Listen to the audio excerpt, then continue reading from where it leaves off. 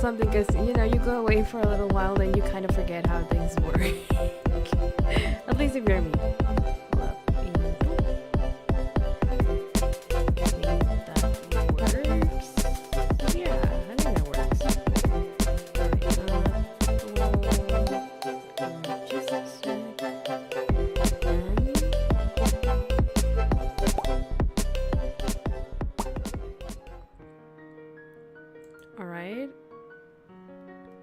Everything's good, everything's speechy, I think. Hello, konnichiwa, hola, hola everyone, welcome to the stream where everything is crashing. Hi, it's been a little bit. I have a question. Yes, gotcha mystics, tell me your questions. But while you do that, hello everyone. Wait, did I say my intro? I forgot. Well, I can say it again, it's fine. Hello, konnichiwa, hola everyone. My name is Leo. I'm your resident demi vampire singer and professional simp. And I have returned from my break. What I have planned for future lives? That's a very good question. I've had some ideas. but I don't know yet if they're... Well, I could technically make them happen, but it all depends on reception. Ooh, you have a PG.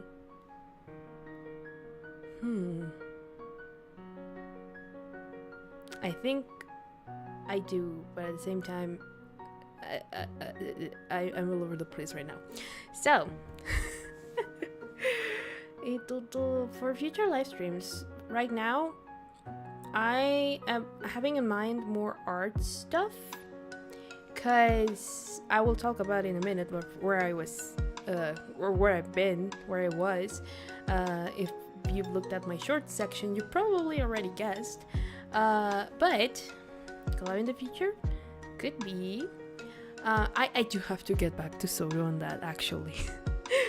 If you DM me on Discord, maybe we can talk about it. But yeah, so I'm just like, I just remembered that I was supposed to do a collab with Soru like in January, but then we couldn't, like I got so busy and I was like, I'm sorry, I can't. And she was like, yeah, I understand, and all of that. So I need to like hit her again to plan all that, because we do have something that we planned for a while, but have just not been able to do it because of me, really. I've been very busy. Can I join the disc? Sure, it's in it should be in the description if I am correct. Hold up. Where is the description? Yes, it is in the description. So, back to what I was saying. I've been thinking about art stuff because I bought a bunch of stuff, art related stuff, while I was gone. So I've been definitely thinking more about art streams, but we'll see. I'll get into it in a little bit. But so, I guess to get right into it, where the heck was I? So I made a trip, to literally the other side of the world. I went to Japan, and this had been in the plans for like 5 years. Like, my family and I had been saving up ever since I started college, because originally it was like, oh yeah, it's like a thing for like, what is the word for it? It's not prize, but to celebrate, right? Like, I think to like celebrate. It's a place that I've been wanting to go since forever and all that, and they were like, sure, let's save up for it and make it like a sort of celebration thing for when you graduate college. And so so that was that. And the trip, like, we have been saving up for that long, but the trip itself, like, it was like formally established that it was happening like back in October, November of last year. So I had known this for a while. Obviously, I know there are people that sometimes make trips like on a whim. I'm not that type of person. If you've been here for a while, you may know this. I tend to be very controlling over things, and I like to plan everything. So yeah, this had been like in the works for a while, and thus I knew that I had to work really hard to leave things like to leave things ready for my absence. In the end, I didn't manage to do everything I wanted, because originally the idea was that I was gonna have like a whole lot of content for you guys during the month to replace live streams and all that jazz. But planning a trip is more like, it's way harder than it looks like on the surface. So there were a lot of things that I had to like put my attention towards, and that ended up delaying a lot of stuff. for the channel, and then I started working on instrumentals, and those take a lot of time until they got to the point where I had to prioritize, like, okay, I can't have all of this ready, but at the very least I want to leave like 4 covers, which I ended up leaving 3 technically. There are 4 if you count the last epic cover I did, but I was no longer home, so it does kind of count. But there was a week where there was no cover because it was gonna be, I'm gonna say it now because it's gonna come out in the future anyway, but it was gonna be just a man. That one week that we had no covers between my clematis and the anniversary cover, which by the way, happy 6th anniversary to the channel. I'll also talk a little bit more about that in a second. My hand is itching and I don't know why.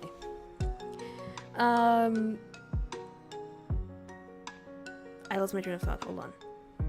We're so back. We're so back. Wait, hold up. Where is my chat?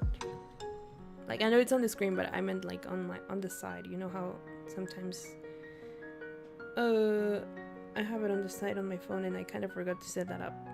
Hey. So what was I saying? I was talking about how everything had been planned for a little bit, and then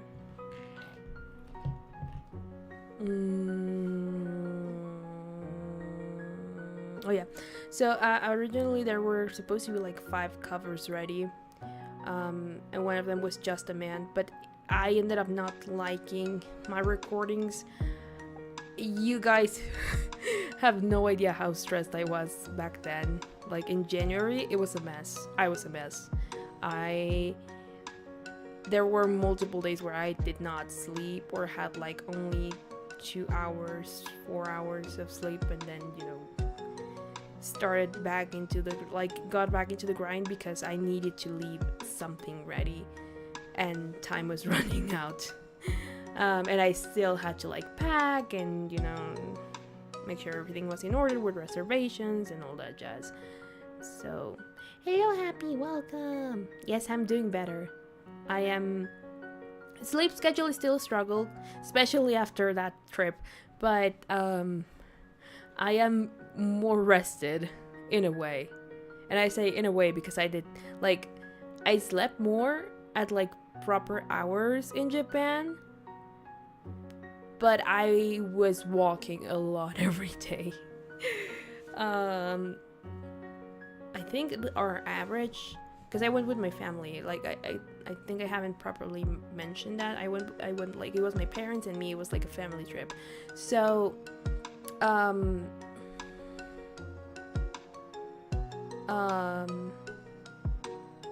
what? Sorry, I just lost my train of thought again. I say I'm doing better, and yet I keep having this issue where I lose my train of thought just after I spoke. Oh, no worry, no worry. I'll check it out after stream. Anyway, so yeah, we were doing on average like supposedly 18,000 steps per day, because we moved across the country. Well, not across the entire country. We moved across the city a lot. So we were walking a lot. And you're back, how things are. Hello, Adrian, welcome. Shut the fuck up, Con. The change. This is a running joke on the server. If you guys don't know, if you're not part of the server, what are you waiting for? Join the server. I was very like during the break, I was not very active over there, but it was the only place where I communicated for a little bit, because it was easier. But most of the day I was like,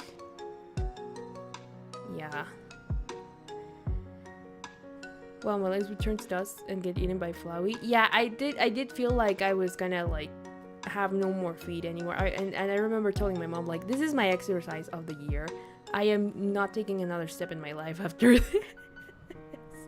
There was a day, I think our record was like during a single day we did like 24,000 steps, something like that, which according to my dad, and I don't know if this is right, um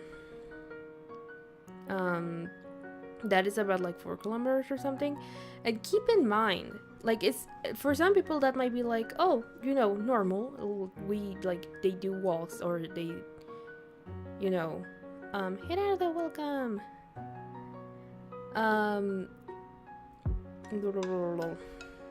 Why were you walking that much in Australia? Also, hell yeah, dreaming walking that much every day.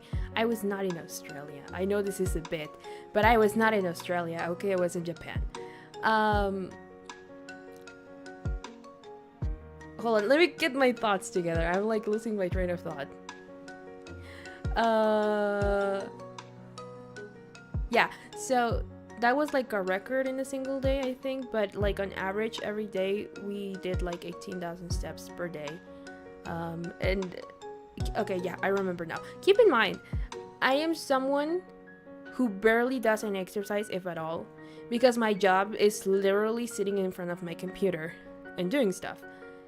And Japan yes, Japan is very much real and very clean for the most part. I really liked it. And I also didn't. I'll talk about that. Like, it's not a negative thing per se, but it's just like a personal thing that I was like, yeah, it's lovely, but I wouldn't want to live here. But yeah, so so that was that. So I barely do any exercise at all. So I was very much like dead. The last couple of days, I was just powering through on pure sheer like will, because I was just so tired, and I got tired very easily. So to answer some of your questions, I was there for like 20 days. I had to go to Mexico City to like take the plane, because it was cheaper that way. But the plane left on the 4th of February. I arrived on the 5th in Japan at like 3 p.m. Turns out in Japan the sun sets at like 5. So it was very weird to be like, oh, it's 6 p.m. but it's pitch dark outside.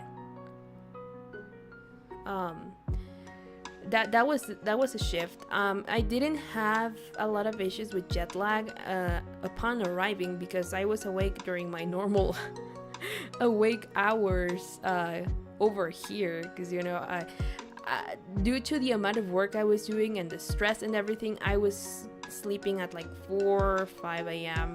the week before the trip. And there was like a day or two where I did not sleep at all. I think the day of the trip, I did not sleep anything. Your spirit is still stuck in the computer like glitch trap. Yeah. Kind of. I guess it is my curse to bear. How was the snacks? I actually didn't get to try that many. I'll talk about it in a second. I did not have actual ramen, unfortunately, but I did have soba, which is really good. I really like soba. Yum. I'll talk about why in a sec. It might seem weird, because, you know, if you're over there, why wouldn't you try the food? But she's fine. I'm not a ghost. Also, I guess I have to show my wings for a sec. See, retractable wings. I think it was you, Gacha, that mentioned like, I didn't notice you were a vampire, and I was like, well, half and half. I do have these, but I rarely show them. Yeah, soba was so good. Hello, Chicken Sky. Yeah, I got wings. I can leave them on for a little bit. I'm just not used to having them out. But yeah. What was he saying? Oh yeah. So I think I did not sleep at all the day before. And then it turns out that I guess the biggest shock that I had was that no one speaks English. Barely anyone speaks English over there. And that was a huge stress point for me. 100% ghost. How would that work?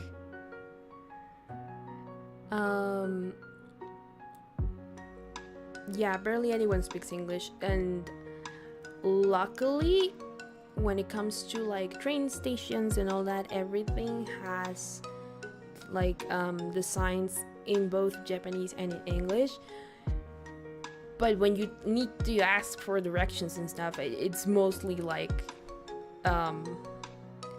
having to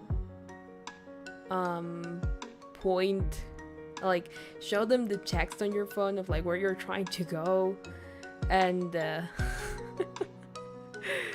and like do signs and everything, you know. It was an experience. It was not bad. That's why some shops limit foreigners. Yeah, I didn't encounter any of those actually.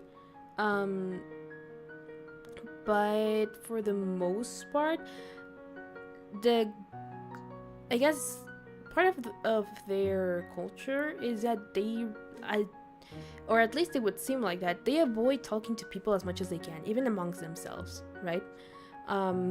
They are not very into or from what I saw at the very least, socializing with like people they don't know, right? So the good part about that is that even when you go to shops and like even the konbini, you don't need to say anything as long as like you see the price. The only thing they would ask you is if you want a bag, and they will ask it most times in Japanese, but you get like kind of get used to it, like even if they don't say it in English, because they always ask, and you either say yes or like hi or daijoubu daijoubu, and if you say daijoubu daijoubu, they like you are saying no, it's fine. So I learned a couple of words. I already knew, like the thing is, I don't know proper Japanese, but I do know some words. I can't speak it because I can't form sentences, but I do know words. So there were times where I knew what they were trying to tell me. I just didn't fully understand the explanation because I don't understand full sentences. But like for example, we went to like 2 different aquariums during our stay in Tokyo. But one of them, there were, what are they called? They're not white whales. They're they appear in Finding Dory, and I'm forgetting their name in English. They're the things with the giant, the white looking like dolphins with giant heads, that are really smart. Hold on.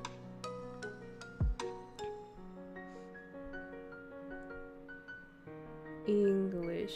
I'm looking up how it's like in English.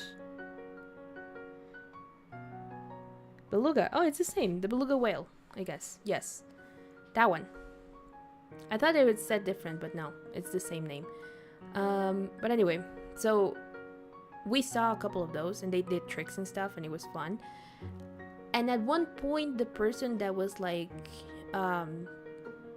explaining the show and all of that, I understood that she started talking about why they were white, because there were a lot of kids there, so of course they were gonna explain and all that. So I understood that she was like explaining why they were white, and also how to differentiate I can't speak that, how to tell like the males from the females, like apart, you know, like which one's which. But I didn't understand like the full explanation. I just understood that that's what she was like explaining. I couldn't understand her full-on explanation, right? So that's the kind of thing like that I sort of experience, I guess, in the sense of I don't really know the language fully, but I can get a grasp a little bit on what they say in general. Yeah, what they're talking about, right? So that was that. Luckily, even when they don't speak like a whole lot of English, they try to like to communicate regardless, especially, you know, people that sell you stuff, because that's what they have to do. But when it came to asking for directions and stuff, that's when things would get a little complicated, so I tried to rely on Google Maps as much as possible, which works wonders over there, or at least it did for me. When it comes to like the trains and all of that, that was really, really useful. The first day I had a breakdown because here's the thing. My parents don't really know English. Like, they do understand a little bit of it, but they don't speak it. So they would rely entirely on me for communication. Because if they don't know English, much less Japanese, they would still try. But for the most part, they would be like, oh, ask them. Oh, ask this. Oh, go, what does this say? And all of that. And if you know me, I'm a very... I'm like a chihuahua. I get stressed very easily upon pressure.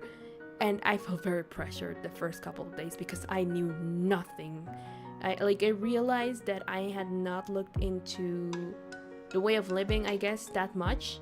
Only like the things that had to do with the planes and all that jazz, because we had a connection flight. So I wanted to be really informed of how would that work and if we had enough time to make it, because we only had like an hour and 40 minutes to take like the next flight and all of that, you know, layover, all that jazz. Well, those are the first steps of learning a language, so I guess you're basic next time you will learn Japanese. Yes, whenever I go back, I probably will know more. My mom even bought me like your first 200 kanji book. But yeah. So I was very stressed the first couple of days. I literally, the first day, I literally went, as soon as we arrived at the hotel and we checked in and all of that, I slumped on the bed and cried. From all the stress, because I also had not slept at all the day before. We had to go to the airport at like 3 a.m. I had been having the most terrible sleep schedule that I have ever had the week before, or the days before. I think that the day before we traveled to Mexico City, I slept like an hour. Then I don't know if I slept. How much is... I think I slept on the car probably at one point. But I don't remember. And then the day of the flight, because my sleep schedule was already that messed up, I could not sleep. We went to bed at like 11 and I just stayed there staring at the ceiling without like being able to get a wink of sleep. And then, you know, we were at the airport and all that jazz and checking in bags, making sure that everything was in order and all of that. And even during the flight, we had a connection in Houston. And even during that flight, which was short, but still, like for example, my parents did sleep as much as they could. I could not get a wink of sleep. It wasn't until we actually got on the plane from like Houston to Tokyo that I managed to get like an interval of an hour or two in between periods. Like, I think at most I probably got like 6 hours during that flight, and it was a 12-hour flight, so not a whole lot. Like half of the trip I managed to sleep, and the other half I was tired but awake. And then when we got there, it was like we had someone greet us because we bought a modem, a Wi-Fi modem to carry around the country during the trip. so we wouldn't have to like struggle with internet and stuff. And then yeah, so the lady that greeted us was kind enough to ask us, oh, where are you staying and all of that, to give us directions to like how to, like she left us at the subway of the airport and told us, you get down on this station and then change to the local train, and then you get down on this station, and that's where your hotel is gonna be. She was very kind. A true lifesaver upon arriving. But then the stress came when I was like, okay, we have to get down on this station. I don't know this. This system is new to me. Everything goes the opposite direction it usually does, because everything is kind of like backwards. And then we get down at the first station we're supposed to, and I'm like, what the heck is a local train, and what were we on right now? And I was a kind 7-Eleven lady who pointed me into the track I was supposed to get on. And we were, bear in mind that we also were carrying around our like heavy luggage, because we couldn't get any service for the to transport our luggage to the hotel on the same day, because we got there at like 3 p.m. So only services they would have would be to like for them to arrive at the next day, and that wouldn't do because we were very sweaty. Because it was really hot in Houston, and then Japan, it was the total opposite. And also from running around, and everywhere they have like the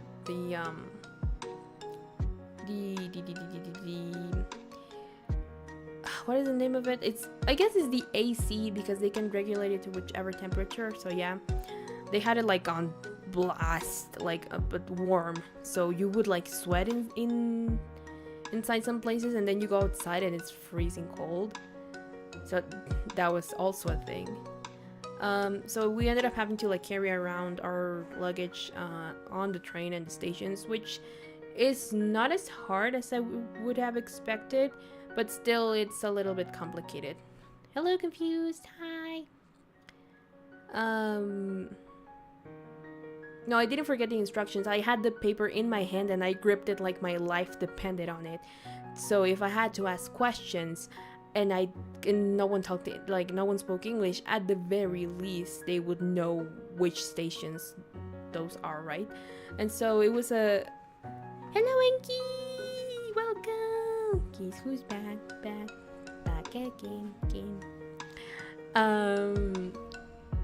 Glad to see you here. And so I was ripping that paper like my life depended on it, but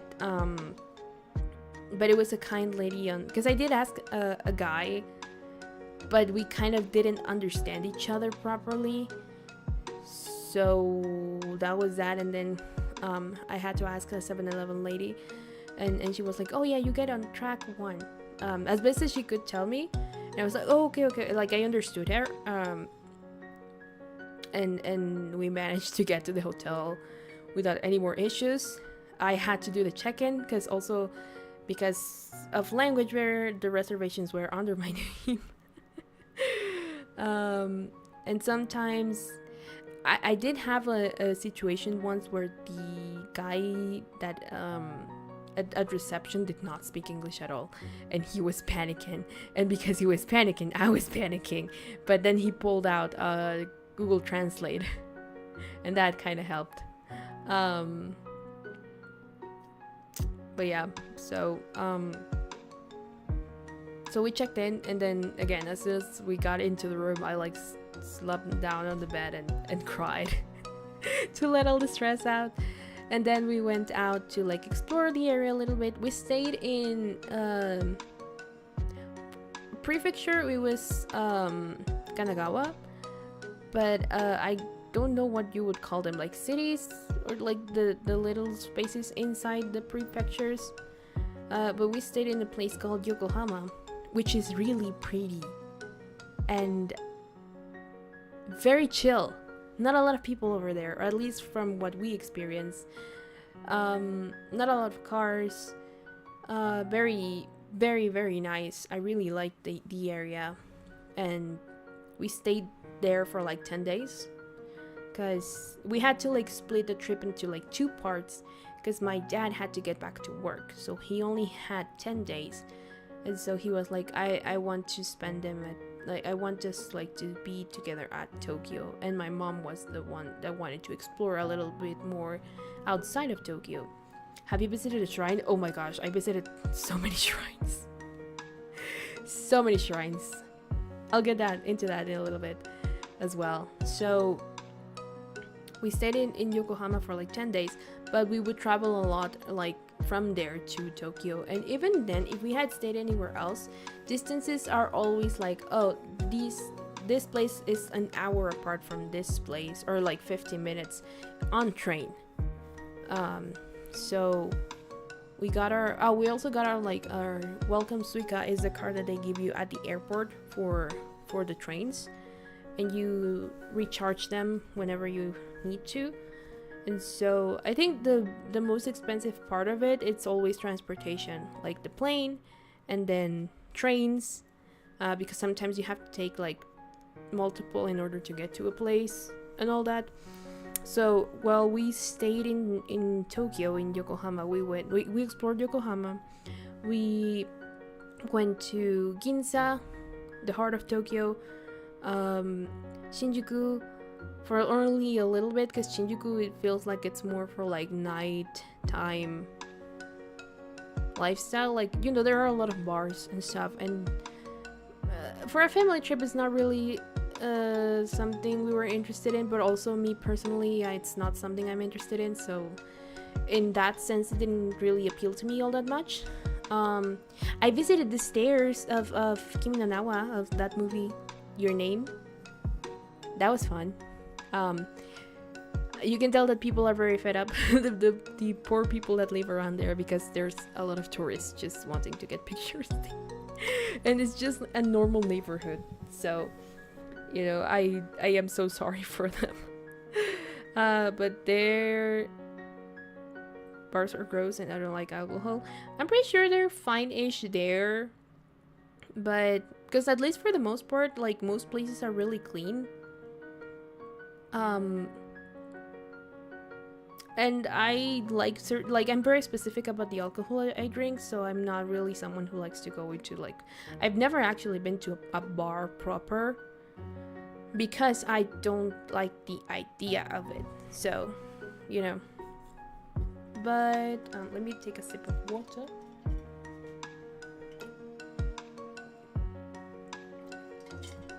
But yeah, unless it's something that you're really interested in, I don't really see the point. We just visited because it's one of the spots that people talk a lot about, but in reality it's not really for us. My parents also aren't that much into drinking. I think my dad even less than me and my mom, so yeah, not a whole lot of things there to see. But there was the stairs. The stairs are in Shinjuku, but also in front of, like, well, not in front of, like, beside the section of the stairs, there's a little shrine. So we visited that, and we also visited another one that was like literally hidden in between like a bunch of buildings, of very tall buildings. And I think those are all the things we visited in Shinjuku. And then we also went to Akihabara, which was fun. I told my mom, being here is like being in a big anime convention, because no matter where you go, there's something, like a collaboration with some anime or game or anything of the sort.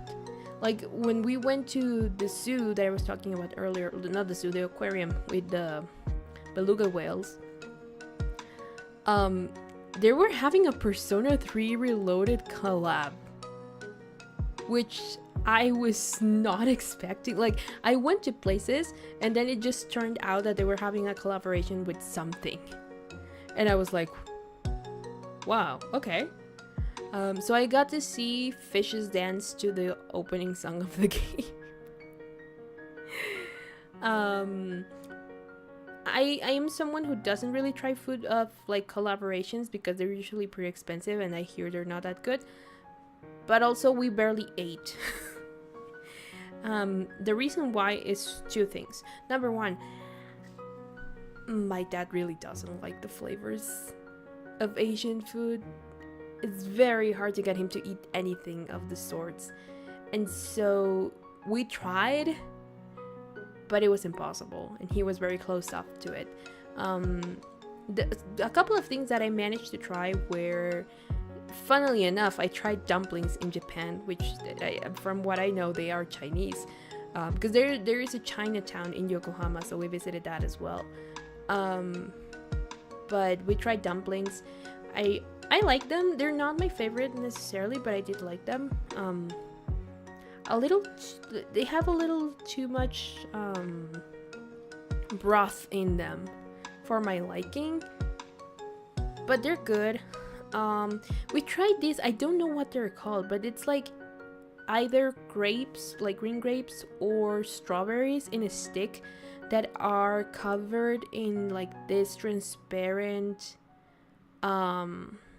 sugar coat, and they are freezing cold, and they're really good. The grapes especially, I like the grapes better than the strawberries, and they sell them everywhere.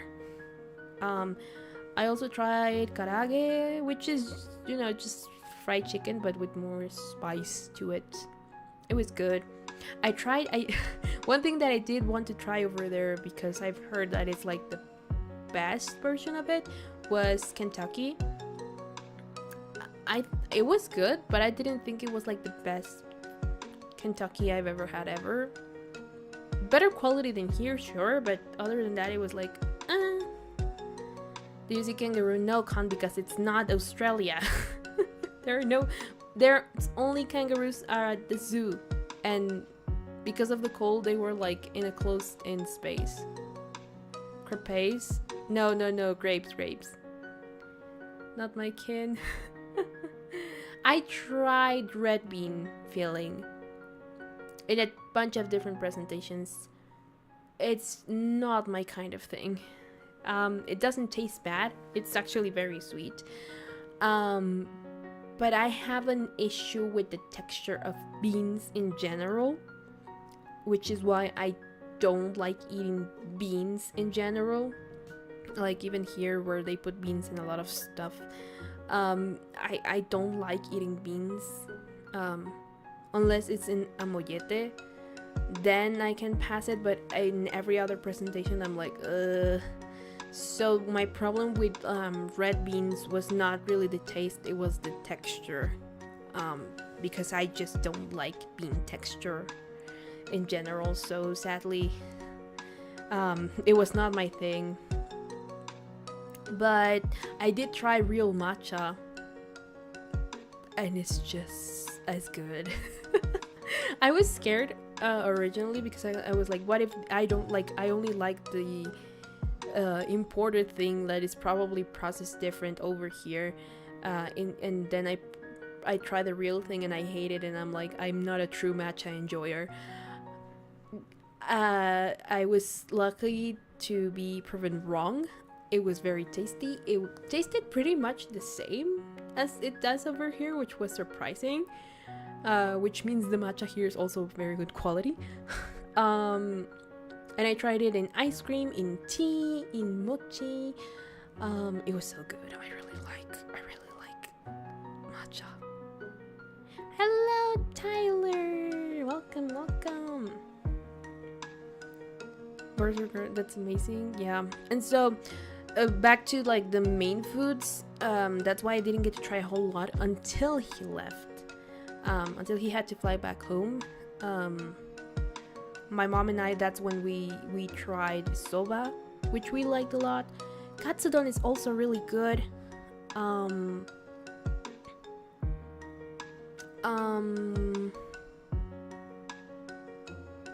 What else? I tried katsudon, I tried karaage, there was also these, like, it's basically karaage, but it's like, it was mostly sold in Chinatown, and it said that it was like chicken from Taiwan or something. Like it specified which country the chicken was from, which I don't know why, but it was that, and that was also good. A little too much pepper for my liking, but that was also good. Can I handle strong flavors? It really depends. Some I can, some I dislike and just try to avoid. But like, for example, I am the shame of my country because I do not eat spicy food that much. I really don't like it for the most part because it's not like it just hurts. It doesn't really taste any better. I am very particular, I guess. You need to go into hiding. I'm not okay. I'm not entering that debate. I don't know how it works. It's just I'm just mentioning that the chicken there said that it was specifically from I think there. Because also Google Lens was very helpful for translating things when you didn't understand what they said. Like China can have it. I don't particularly have a stance in that. Don't worry. Yeah, no, I know. It's just that I know that there are some people that get very particular about it, so I'm just stating it like it's just what I know. I really don't have a stance on it, so I'll talk about it here in a second. I'm leaving the best for last. Shh. I'm talking about the time I was in Tokyo first. But yeah, I tasted that. It was good. What else did I taste?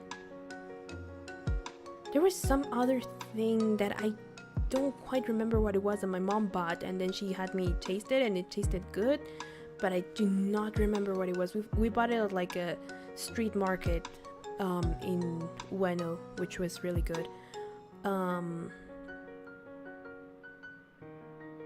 And then we also had some baked potatoes, which were good. And then I tried okonomiyaki, which was also very tasty. My mom liked it a lot. She tried the Asahi golden beer and loved it.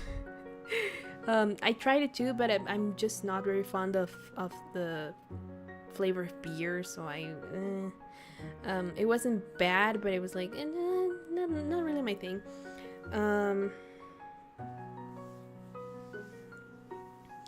What was that?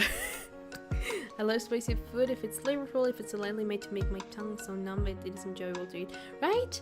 But for me, like some of what it's considered like tasteful spice, I can't handle. It's a little too strong for me, but it really depends. And so the only time I remember eating that I was like, it hurts, but it tasted so good that I can't stop eating it, were wings that boneless that my dad brought one day home from a gathering with his coworkers, and I was like, can I try them? And he was like, sure, you can have them, like the whole thing if you want. And I was like, okay.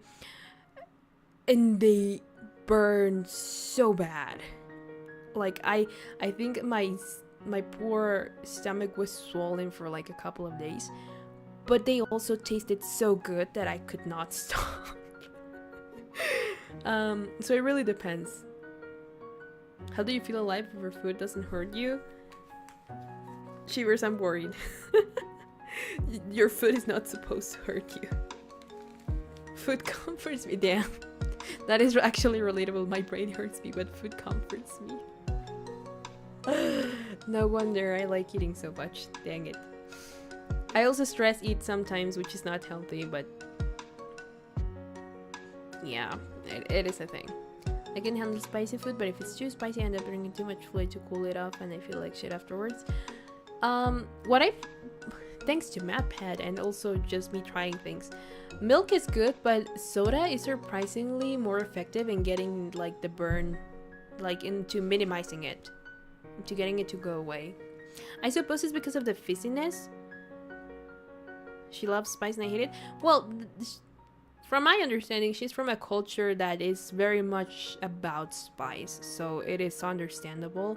I probably would not be able to handle their levels, but yeah. There was also not a whole lot of spicy things over there, so that was good. Theorist Arc, good luck. Yeah, I miss him, but I'm still having fun with the new hosts. But so are you. Well, I am an anomaly apparently in my own country, so who knows, but at least for her it makes sense.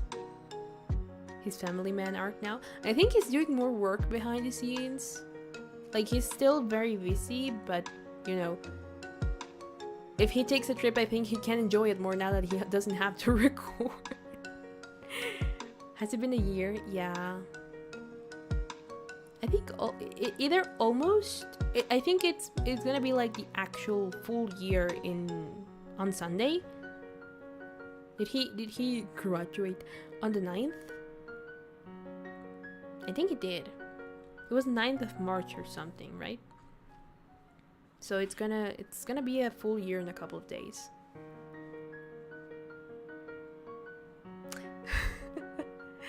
I think I mentioned I've talked a little bit about how I want to make another channel of other things that I have not fully disclosed yet. And there was when he was gonna step down from GT Live, which I think was back in October, September, something like that. I recorded a video that has not seen the light of day, and I'm not sure if it will at this point. But I mentioned, I think, how I once upon a time, a long time ago, had the Delulu that I one day would be a guest on GT Live and talk to him and stuff. That's not a thing that can happen anymore, but I guess I can put that out there now that it's not possible. So I had the Lulu one day that I was gonna be there. Alas, did not happen. But yeah, it's been almost a full year. Damn. I'm not sad. I guess I'm more like nostalgic. She had the Lulu. Yeah. I have the Delulu often. Sorry. It's kind of my thing. I mean, it is. You could meet him behind the scenes and he makes cameos. I guess. I get that. Like, it could be a thing. I just don't know how that would happen. But then again, I never thought I would like be talking about like, oh hey, yeah, I spent like almost a whole month in Japan, so who knows. And then again, I also never thought I would be a streamer, and here we are. Or content creator in general, and here we are. So yeah, I am open to it. I just don't know how it would happen anymore. But yeah, I guess it's more like the exact idea that I had to be on the couch and all that jazz is like what might not be possible anymore. But I could meet him under other circumstances. Who knows? One day. Just like how I'm manifesting that one day I will voice act in a Despicable Me movie, because of course. Like, I just got a Japanese themed ad now. Yeah, there also I started watching like dramas, like J-dramas while I was there, because we would turn on the TV and there was nothing in English. Nothing. The only thing we had in English was during our stay in Tokyo. We had CNN, but they would just talk about Trump all day. So yeah, it was not very enjoyable to turn on CNN. So I started watching J-dramas. I got to watch Hanako-kun on TV. I understood nothing, but that was fun. I watched Hanako-kun on TV, and also One Piece. I also understood nothing, and even less because I don't follow the anime, but that was fun. But yeah, so I watch a couple of J dramas that I now need to see where the heck I can like watch them over here, because I need to know whatever they were saying. Watch the dub. Is it good? I'm just someone who doesn't watch dubs in general because my brain is very specific about things. I think I might have something's wrong in there. Something's wrong in there. I should probably listen to my therapist and get tested, but I don't know. Intruding on other lives and creating propaganda. Okay. I'm not gonna get political about it. It was just like a little annoying. It's long but worthwhile. I actually downloaded episodes to watch them on the plane, and I ended up doing none of that. You know what I watched on the plane? Despicable Me movies all over again. All of them. Why? I don't know. I guess I just needed something to like a comfort thing, and they are my comfort movies, so I feel so short. No, Con, you can't. Shush. We do not bring the negative vibes that comes with those here. But yeah, that was like my only comment on it, that it was there was just, you know.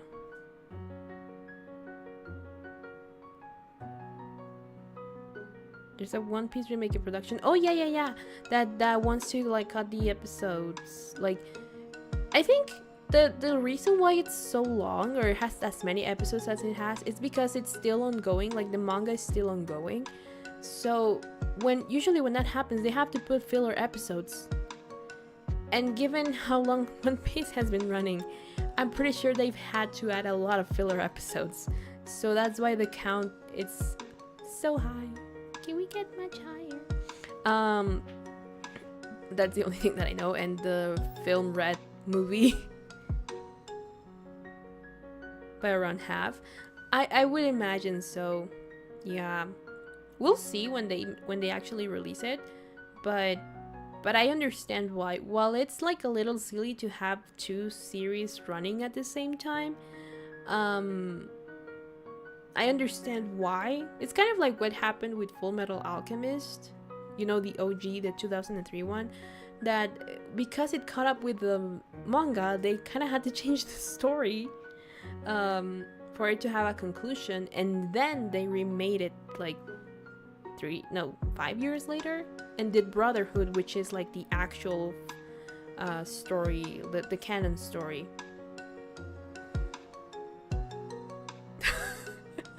What is America if not the most annoying and unrealistic drama show of all time? I guess to an extent, you're right.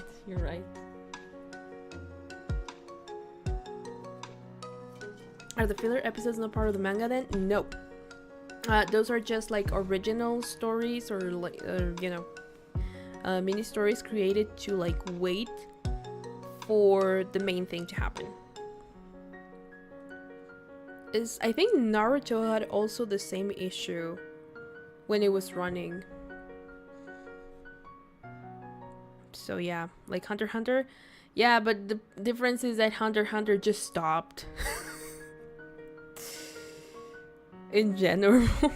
Well, no, it's still going, but you know, it's infamous for their long-ass hiatuses. 500 is still quite much. It depends. Like, when you really think about Attack on Titan, I think that one is also like over 100 episodes. Maybe it's just me that I'm used to like long series, for the most part. But I would be down to watch 500 episodes instead of like 1,000 and something. But then the completionist in me is like, no, if we're gonna do it, we gotta do it right. So yeah. The screenshots of the remake look beautiful. It's stylized just like Wano and Egghead Island arc. Those meant nothing to my brain. Sorry. Since you watch it to have fun, right? If as long you always have something to watch. Game of Thrones flashbacks. I am so sorry to have caused you that pain. Man. I honestly love filler episodes when done correctly. One Piece has many great filler arcs. One felt like it came straight from the manga, and I was sad to see it wasn't. Just watch Still a Long Park. If you're hooked by then let's sail. If not, at least you give it an actual shot. Stop because of school. My OCD will demand that I watch the filler in case it is important, even though my ADHD wants to die while doing so. Exactly. It's not that I'm against it, it's just that there are so many things. Like, there was a time where I would just watch anime for the sake of watching it, but instead of watching old ones, I would always watch whatever was on air at the time. So there was a time where I would watch like 10 different animes per week. And that's how I ended up watching a lot that are not very well known, because they just faded into oblivion given how much anime comes out each season. But then I started to get busy and now I don't have the time to do that a whole lot anymore, because I don't know the language, so I really need to pay attention to what's being like shown on screen for subtitles and all of that. So that is what holds me back really when it comes to watching anime. Usually when I'm drawing, I can kind of pay attention to it, because for drawing I kind of turn my brain off. But it really depends. Have I seen Reincarnated as a Slime? I only watched the first season and then I stopped. Not because I didn't want to watch what came next. I just kind of forgot when season 2, like I didn't really realize when season 2 came out, and then forgot it existed. And now they're up to like season 3 or 4 and I don't know how many movies or specials. There were actually a couple of collabs that I saw in Japan of that, but I didn't really know what they were about with slime. But I did like it when I watched it. Little slime boy. HBO calling some room for it. Dang.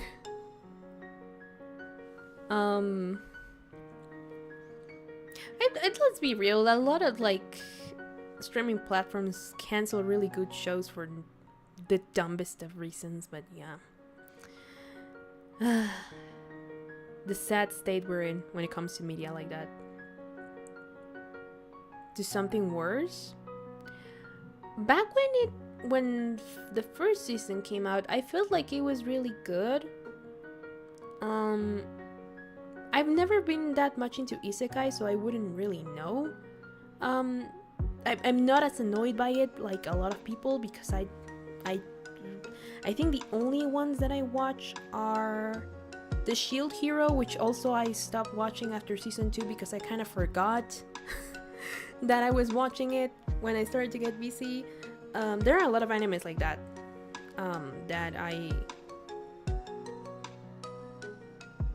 they canceled in 2014 to make Game of Thrones. I mean, they were good up until a certain point, so understandable, but at the same time, they could have just shelved it for a little bit. I don't know. At least there's no longer allowed in another world. I kind of don't like happy protagonists. Could be as bad as Reincarnated as a Vending Machine. I have not seen that, but I know it exists. But the ones that I remember liking are Shield Hero, Slime, Overlord. I really need to watch season 4 of Overlord. And the ReZero, which I have not seen the 3rd season. I love ReZero. ReZero is my favorite of the bunch. And I think those are it. When it comes to isekai-ish, I know one that is really praised and it's funny. It's... what is the name of it? It's not... I was gonna say Hamefura, but that's a different one. But I also love Hamefura. If you don't like happy protagonists, read Berserk for a depression speedrun. Yeah, Overlord is great. The Vending Machine one I have not seen. I just know it's around.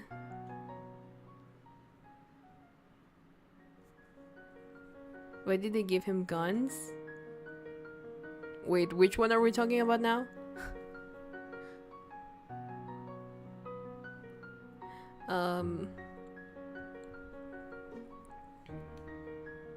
Here's the thing, I'm usually not, my favorite character is usually not a protagonist, so I guess that kind of helps me in that way. To be, it's probably, what is TBHK? I'm waiting for my Dress Up Darling Season 2 and a Faithful Berserk adaptation. Good luck with that one. Good luck with that last one. A genre with people typically reborn in another world to their own after dying. So the abbreviation of the genre is TB. Isuki. You're answering con. Never mind. Isekai. Yeah. It's just a genre of anime and manga where people are like die in their world and then are reborn into a new one as something else. There are some interesting ones and there are others that are like, this is clearly a self-insert. There's a very nasty one that I watched an episode of and I'm like, Hanako-kun. I always forget the title in English. I need to catch up on that because now there are new episodes like I saw in Japan. And I understood nothing. It's also been a really long while since I watched that first season. I don't know if this is like a reboot or if it's a continuation, but yeah. I guess, okay, to give a list, I don't really have like a favorite genre necessarily, but that sucks. It depends. It can be really interesting, but it became infamous because it got popular and then everyone was writing isekai stories for some reason and making animes of it, and it got to a point where people got really fed up with it. Imagine it being over and you find out that was level 1. It depends, because some are reborn into a very high power. The positions of power is the word I was looking for. In very high positions of power, others do have to start from scratch. Mostly they become like overlords of sorts, of like, oh, the very powerful hero, the messiah we were waiting for to save our kingdom, blah blah blah. That type of thing. It's usually how it goes. But for example, Overlord does the opposite, where he is reincarnated as what it would be considered the villain of the story, right? The one that I mentioned that is Hamefura, it's that is what particularly like I just like it because it's fun and silly and basically a harem, but it's one where she is reborn as the villainess of the dating sim she would play, and because she knows that if she goes down the same path as the villainess in the story, she either dies or gets like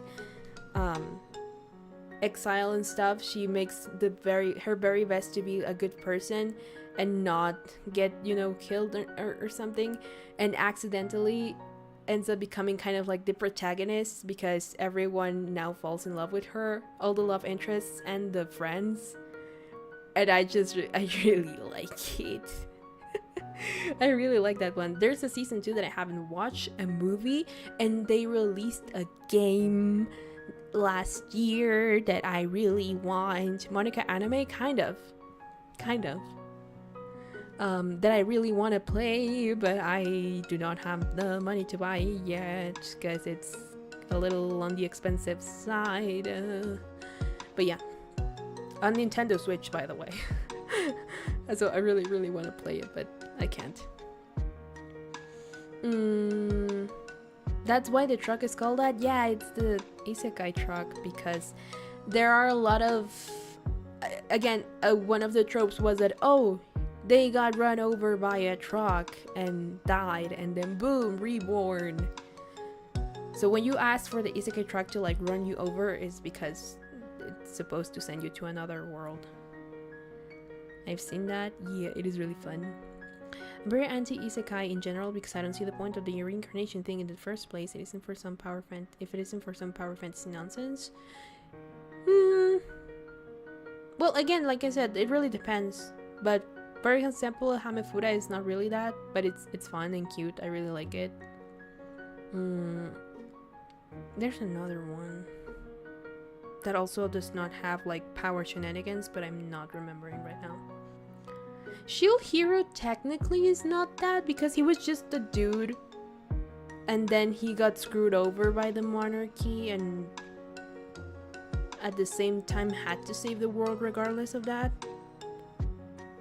But I do not know how the following seasons go, so I cannot speak further on that. But at least the first season was interesting in that he was the underdog, because everyone would like the own kingdom he was trying to save, because he was summoned to do that, was against him. So yeah.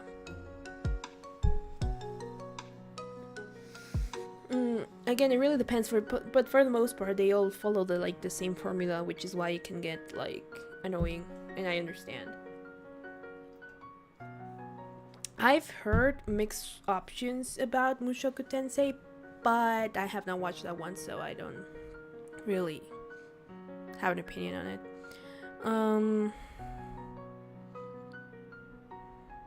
The only anime I have watched are My Hero Academia. Didn't finish. You should.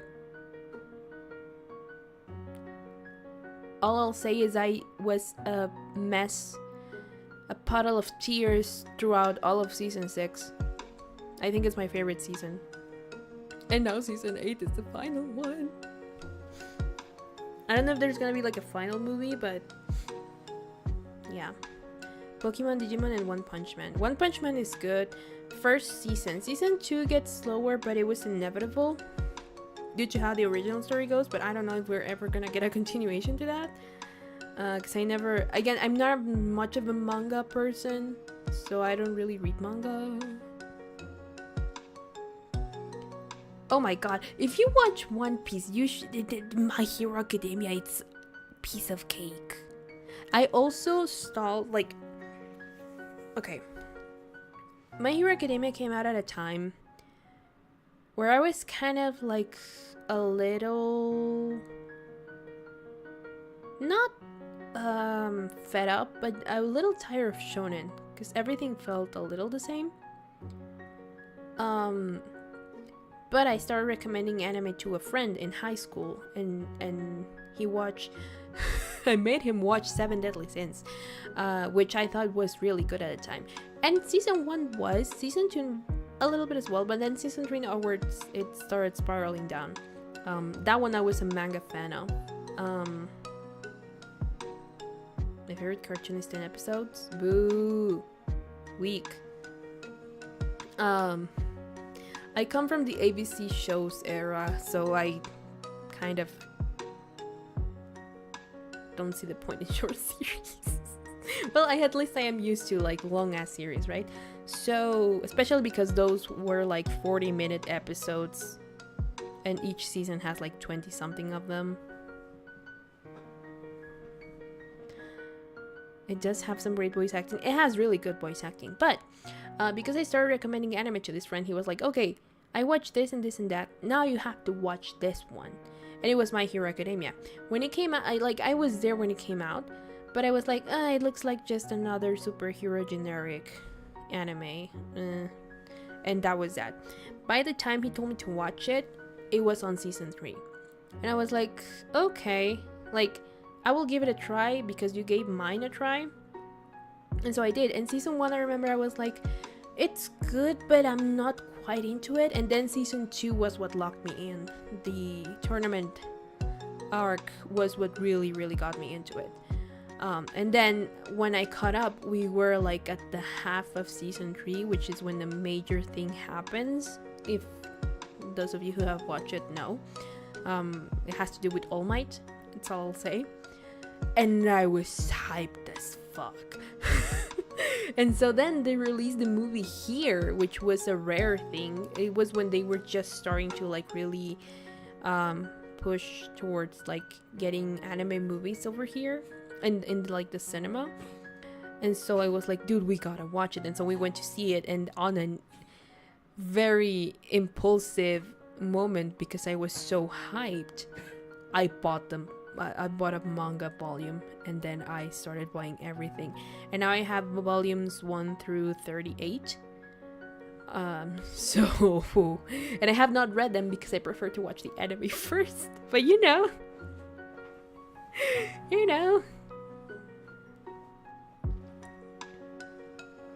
No, yeah, My Hero Academia has very good animation, and the story is really good once like it starts properly developing.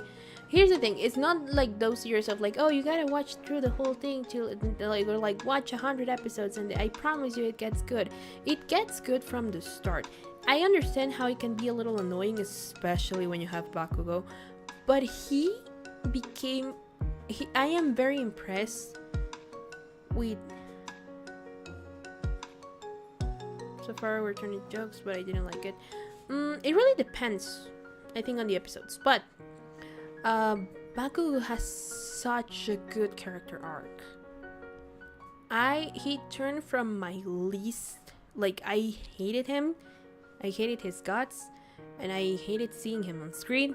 But he is the opposite of the main like character, so whatever. He went from my least favorite character outside of Mineta, but no one likes Mineta, so, you know, and with fair reason, to what I think is like my 4th or 3rd favorite. Because he has such a good arc. He is really well done. Character development in this series is really good for the most part, and I really, really liked it. There are a lot of people who like Mineta. Goddamn, I hope I never encounter them. At least I have not yet. I hope I never do then. But yeah, so they have really good character arcs. They managed to give most of the characters a really good spotlight, even if just for a little bit. Mineta is the one, the purple haired one that is very into depraved things. So yeah.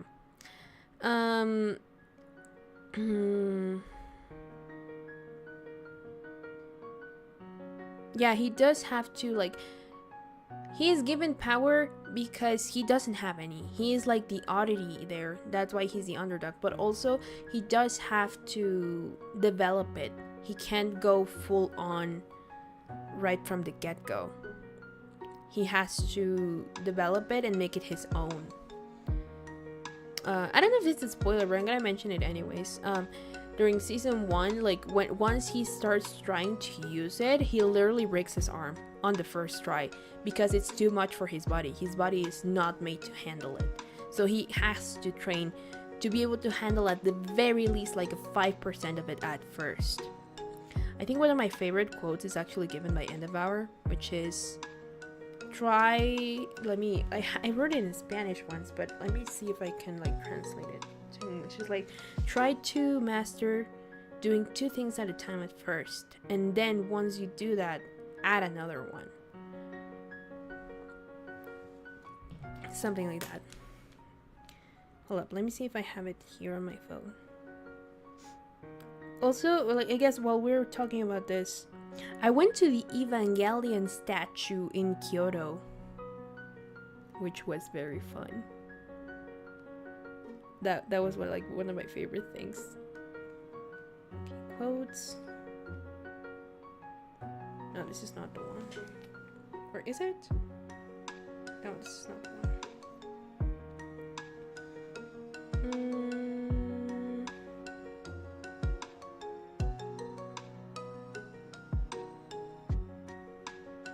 Where is it?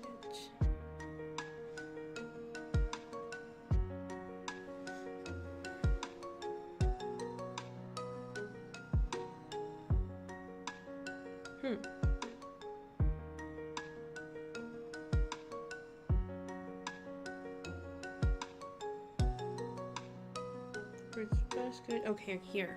I found it. I'm really glad that it was given to him. I just don't really like animes like My Hero Academia.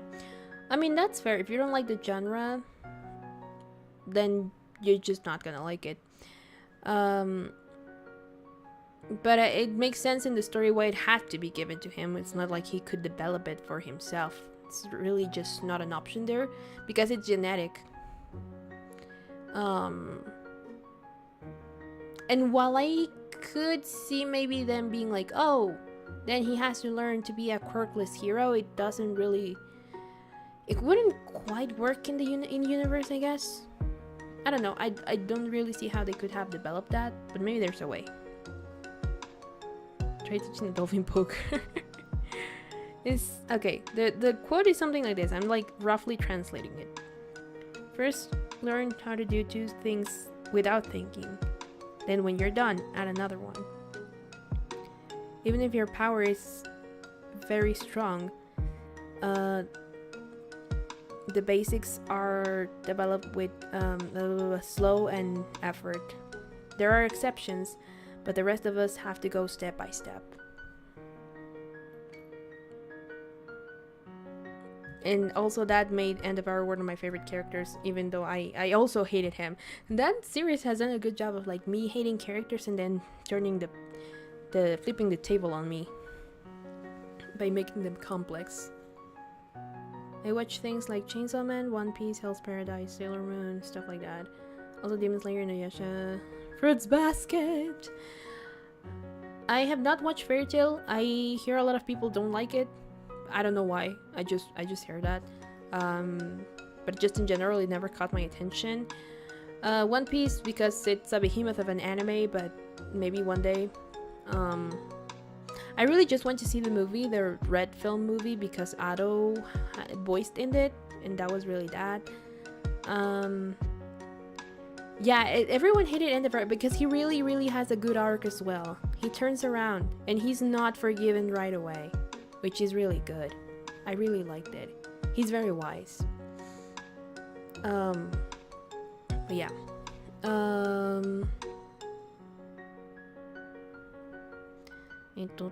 I don't know, Hell's Paradise. Sailor Moon, I've never been really into the whole magical girl thingy.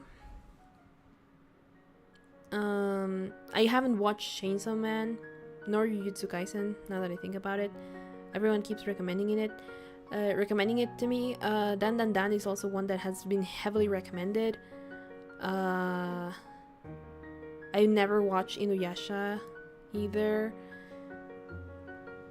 Solo Leveling, I only know, I think it was a webtoon before everything. I'm not sure, or something like that. Chainsaw Man was also not like a manga proper from what I know, but could be wrong.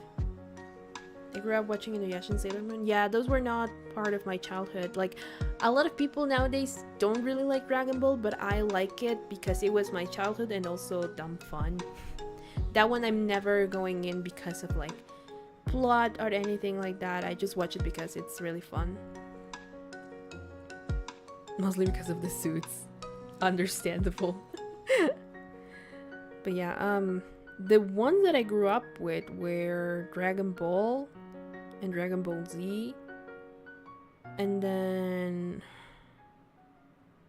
I was gonna say Saint Seiya. It was around at the time, but it was not something like it never crossed my radar.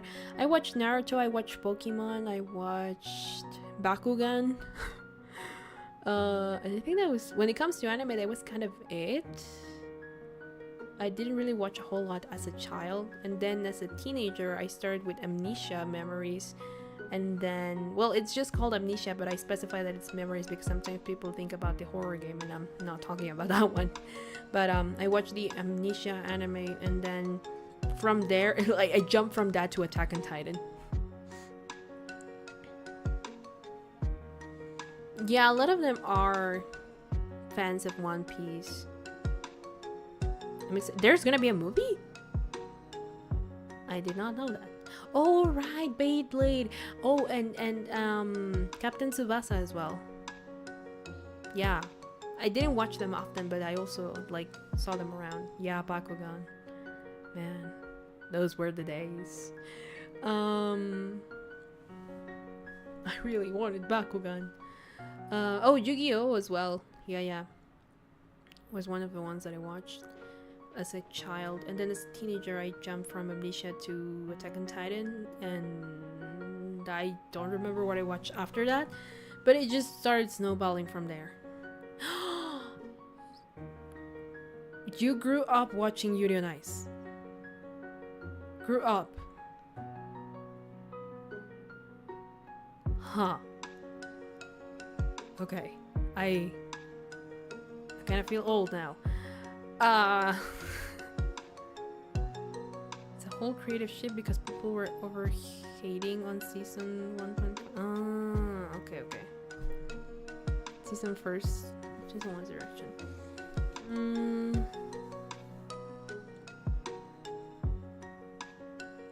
No, it's not the DLC on Ice. Yuri on Ice is a gay anime. Yeah, Yurio is the fact favorite. I never watched Inuyasha, but I did watch a little bit of Sailor Moon, but I wasn't really into it. But Yuri on Ice was when I was like in high school. So I didn't grow up watching Yuri on Ice. That's why I feel old. But I love it. It's a really good anime. It's what inspired me into like getting passionate about the things that I like doing. But man, I am still upset about Ice adolescence. Bye, Con. Have fun in class. Or at least good luck.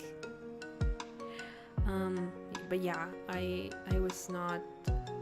still upset about Ice adolescence because we waited this long and for what? For them to just cancel it out of the blue.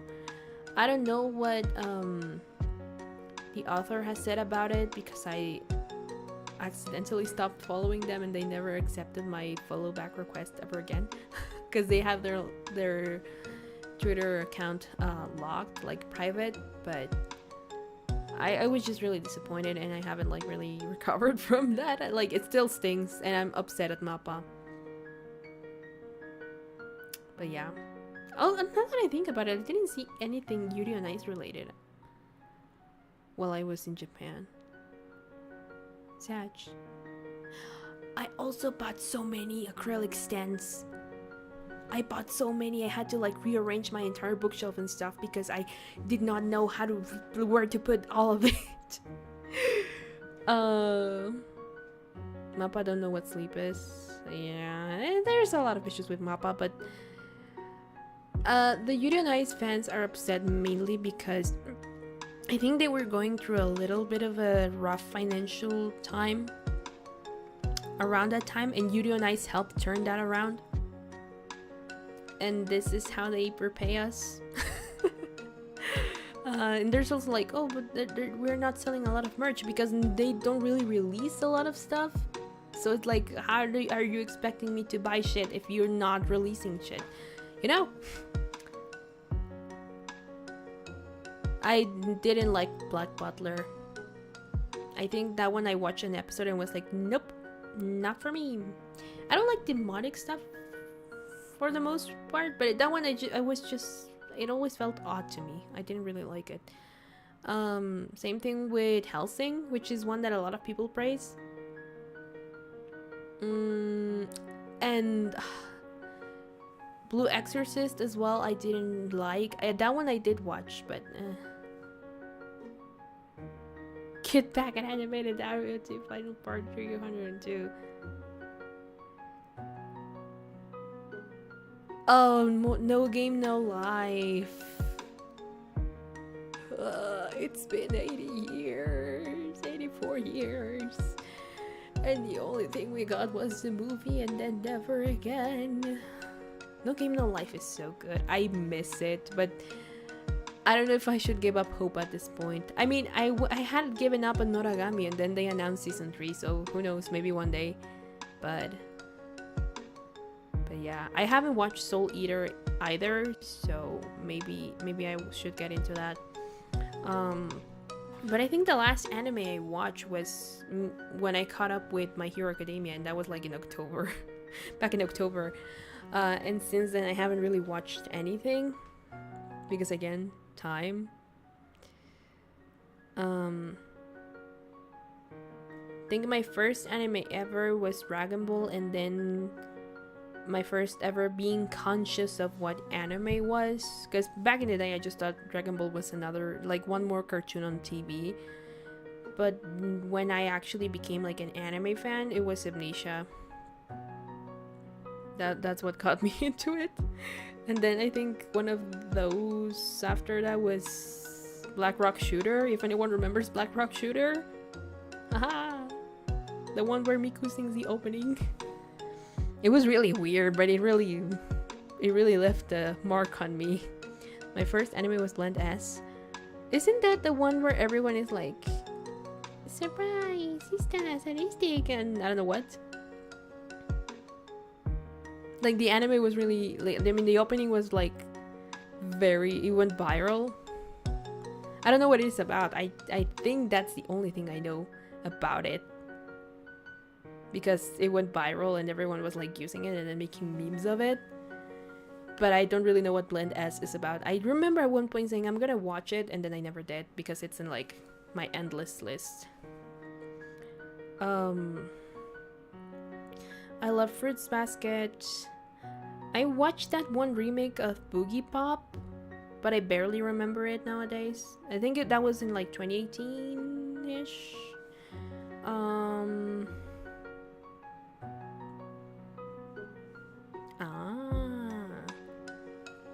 Oh, I never watched Ancient Magus Bride. I always said I would, and then I never did.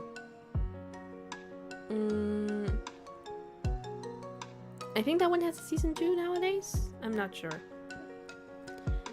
I watched Death Parade. Mirai Nikki back in the day.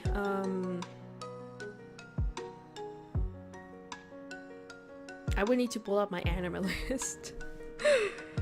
I watched Free, and that one was purely because I knew what I was getting into. I knew what I wanted, and it ended up actually having like a solid character arc and being very relatable. And I just haven't watched the movies, which are like the finale, I think.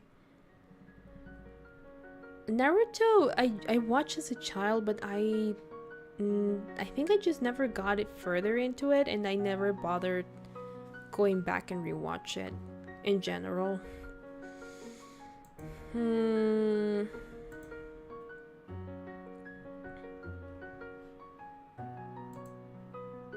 I think Evangelion is my favorite anime, period.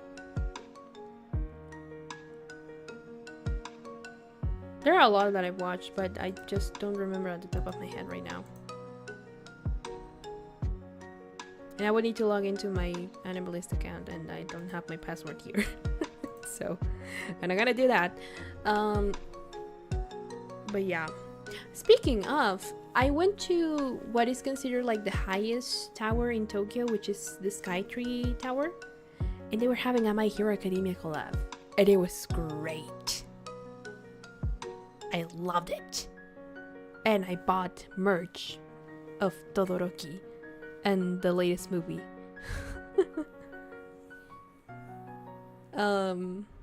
What other thing did I go to? The aquarium that had the Persona 3 collab.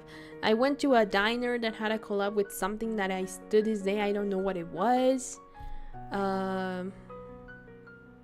Everyone who watched Evangelion probably got some mental illness from it. No, I already had it. It just helped to realize like, oh, damn. Positive. No, I already had the mental issue with like the mental illness before Evangelion. Evangelion just helped me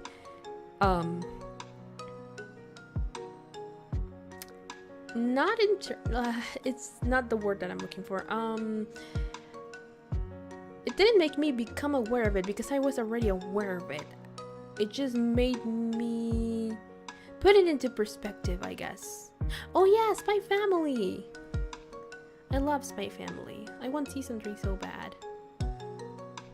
And Demon Slayer, the movies are coming out pretty soon, which is like great. Is Ancient Magnus Bride freaky? Or from what I know, no. It's actually emotional from what I know, but I haven't watched it. But from what I know, it is actually like a very deep emotional story.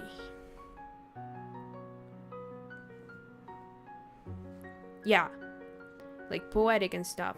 I have not watched it again, but from what I know, it's that it's not that type of show that you're probably thinking. But Lloyd and you are both hot, Lamau. Yes, indeed. But I also like how their relationship is forming, and not only just between the both of them, but also around Anya. It's really cute. It really warms my heart whenever I watch that. I recently had the epiphany or the discovery that the reason why I don't like Fiona is because Fiona's just me. With my favorite characters. It's just like, Siki. It's just me looking at my favorite characters and yapping about them. That's just me. That's why I'm like, girl, stop.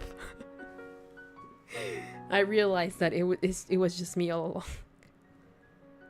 I'd let Yor assassinate me. Same. Please step on me, Yor. Please! Haven't you seen my calendar right here, like in the back? I love them. I also like bought merch of it while I was there. I bought they had a collaboration with a football team. You don't like a character who is similar to you? It depends. Like, Fiona is similar to me in the things that I don't like. Like, she's annoying. To an extent. Like, she's really cool, don't get me wrong. She's really cool. And I thought she was gonna be like my one of my favorites, because I have a pattern that Hannah talks about a lot with characters, and she kind of falls into it. But then when she started being all aggressive towards like Yor and Lloyd, I was like, I don't. And then I just realized that the annoying part reminds me of myself. So, yeah.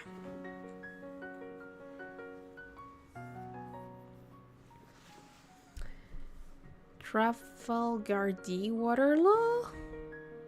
I don't know who that is. Or what that is. Light XL. Oh my god. I have issues with Death Note.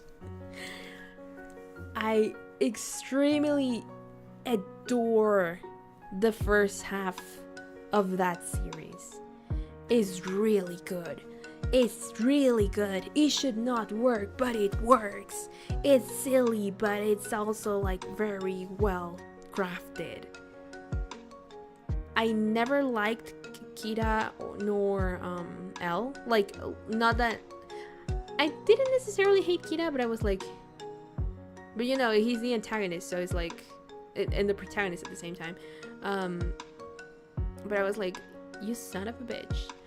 And L, I just never really got a thing for him. I know a lot of people like either like one of them, like they love them or they ship them. I never got any of that. But then the second half hits and it becomes less interesting, sadly.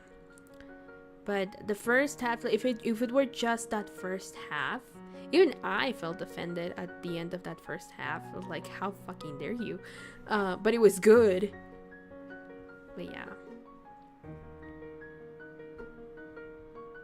I'm not sure if I have favorite characters, but I kind of like characters who stand up for what's right. Luffy, Tanjiro, etc. What I found is that I'm usually not drawn towards the main character. Regardless of whether I actually like them as a character or not, I'm usually more of like the side characters. Like, they're the ones that become my favorites for some reason. For example, when it comes to Demon Slayer, my favorite is Shinobu, who has barely appeared after season 1, and that saddens me a lot, but I love her so much. She's such a sadistic little... she's so good. I love her so much. It's so badass. In Evangelion, my favorite character is Ritsuko. I pronounce that very badly, Ritsuko. And my second favorite is Misato. I don't like any of the kids. I think Shinji is understandable, even though he can be a little shit sometimes and annoying, but I understand him. Asuka, even though I understand her backstory, had a lot of issues with her for a very long time. I did not like her at all. Right now I'm like more neutral towards her, but for the longest time she was my least favorite of the bunch. I hate what Rei represents. Like, I don't dislike her as a character, but I hate what she represents. And I understand why she represents what she represents, but you know. And well, I guess we all hate Gendo. And who else isn't there? Kaji just had so little time. Same thing with Kaworu to like even have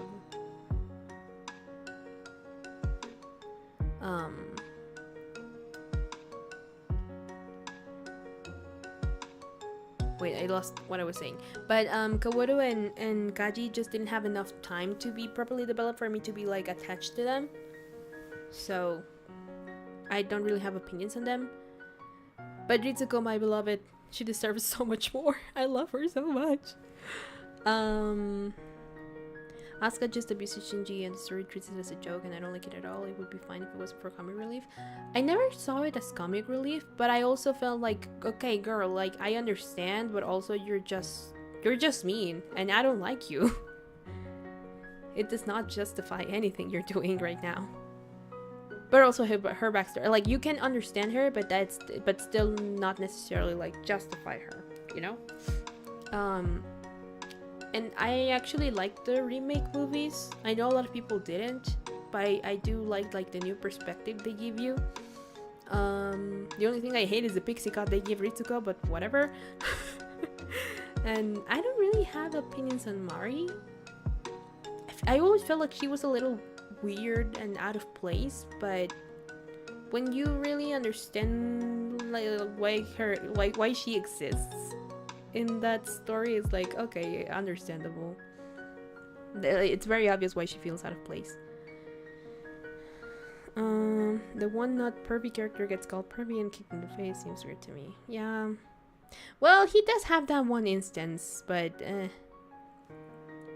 yeah, he's treated very unfairly by Asuka, so.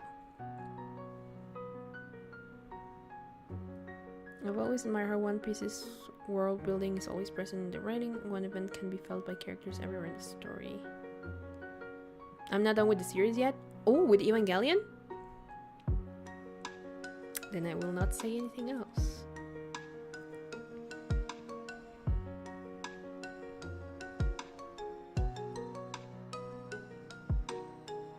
Okay, let me know when you finish. I would like to hear your opinions. I will give a fair warning that I know a lot of people don't like the ending. I personally love it. A little unfortunate how it had to be done, but I really, really liked it. But then again, when I was before I watched it, all I was still was like go into it expecting nothing, expect to understand nothing, and just like have it be an experience. So yeah. But then because a lot of people say, oh, it's too complicated, no one understands it. Fanta? Yeah, let's call it Fanta, sure. Well, it's good because the ending of the anime is one thing, and then there's the movie, like the first ever movie that's not any of the remake. What is it called? It's like The End of Evangelion. That one gives you like another perspective on the ending, but the anime one is like what it really is the message that the author was trying to give you, and then the end of Evangelion is like a recontextualizing of what was actually going down while Shinji was having like sort of epiphany, you know, like in the world. So it does involve the Fanta or LLC. But yeah, the anime ran out of budget for the last 2 episodes, and the movie is a real ending. But I feel like the ending of the anime is what gives you like the actual idea that Hideaki had, like of the message. So the ending of the movie is like the actual ending of what was going on in the anime and all that jazz. I prefer the anime ending. Flaws and all. So that's what really stuck with me with Evangelion, and that's why it's my favorite anime ever, period. It used to be Attack on Titan. I'm realizing that I never finished watching Attack on Titan, but I've also don't necessarily have the urge to, because I was a manga reader for that one as well, so I knew how it ended like way before. But yeah, I've got dinner now. I may return if I don't. Welcome back, Leo. We miss you. Thank you, Tyler. Hope to see you back. It's been almost 2 hours. What? I really miss this. I really miss streaming. That was the only downside to like the break. It was like, but streaming. But I was just not. I would have. There would have been no way for me to stream over there. I was just busy all day and then dead. Because again, like we went to across Tokyo. Going back to the trip a little bit. We can keep talking about anime. I'm just wanna make like this little like pause, I guess. We went to Yokohama, Ginza, Shinjuku. I don't think we went to Ikebukuro. I think not. What is this? The place? Okay, Akihabara. There's this other place that I'm forgetting right now. The heart of Tokyo, which is called Chiodai, something like that. I'm not remembering like the name of like the city or whatever that is like the actual heart of Tokyo. But we were there as well. Shibuya, we were in Shibuya, and also I think Shibuya was one of my least favorite places because it's so crowded all the time, and I was like, this is supposed to be like January, February is supposed to be like the lowest season, as in like it's when foreigners go the least. But even then, again, Japan is like has a lot of population, especially Tokyo, but there were also a lot of tourists in those areas, like Shibuya, and it was just, you were squished together all the time. I just didn't like that. But that's because I don't like big crowds in general. I think of goldfish. I mean, yeah, I can kind of see why. But I got to visit the Hachiko statue, which was one that, like, really the main thing that I wanted in Shibuya. And it was not as crowded when I visited it, so that was also good. And bought merch of Hachiko. 8-year-old me would be proud. Or very excited. I, like most people, I know of that story because of that one movie. That looks nothing like, because it's not Japanese, obviously, but you know. And it made me cry like 3 times. Whenever I watch it, I at least cry 3 times. So I tend not to watch it often because I become a mess and I get really sad. But I went there, and it was that one part was really good. I also learned that there are these gigantic stores that are called Don Quixote that sell a bunch of stuff, and I visited like 3 of them and bought a bunch of stuff, including more suitcases, because we arrived with 1 suitcase each and ended up leaving with like 2 suitcases each. Well, except no. Yeah, only I had like 1 suitcase, but I had brought like my backpack empty, and by the end of it I had my suitcase and the backpack full of stuff, and my mom had 2 suitcases, so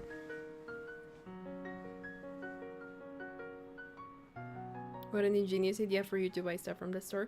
It's basically like I don't know if you guys have these, but these have become very popular recently here. There are like gigantic Chinese stores that sell like appliances, like everything you can imagine for very cheap. It's kind of like that, but Japanese and in Japan.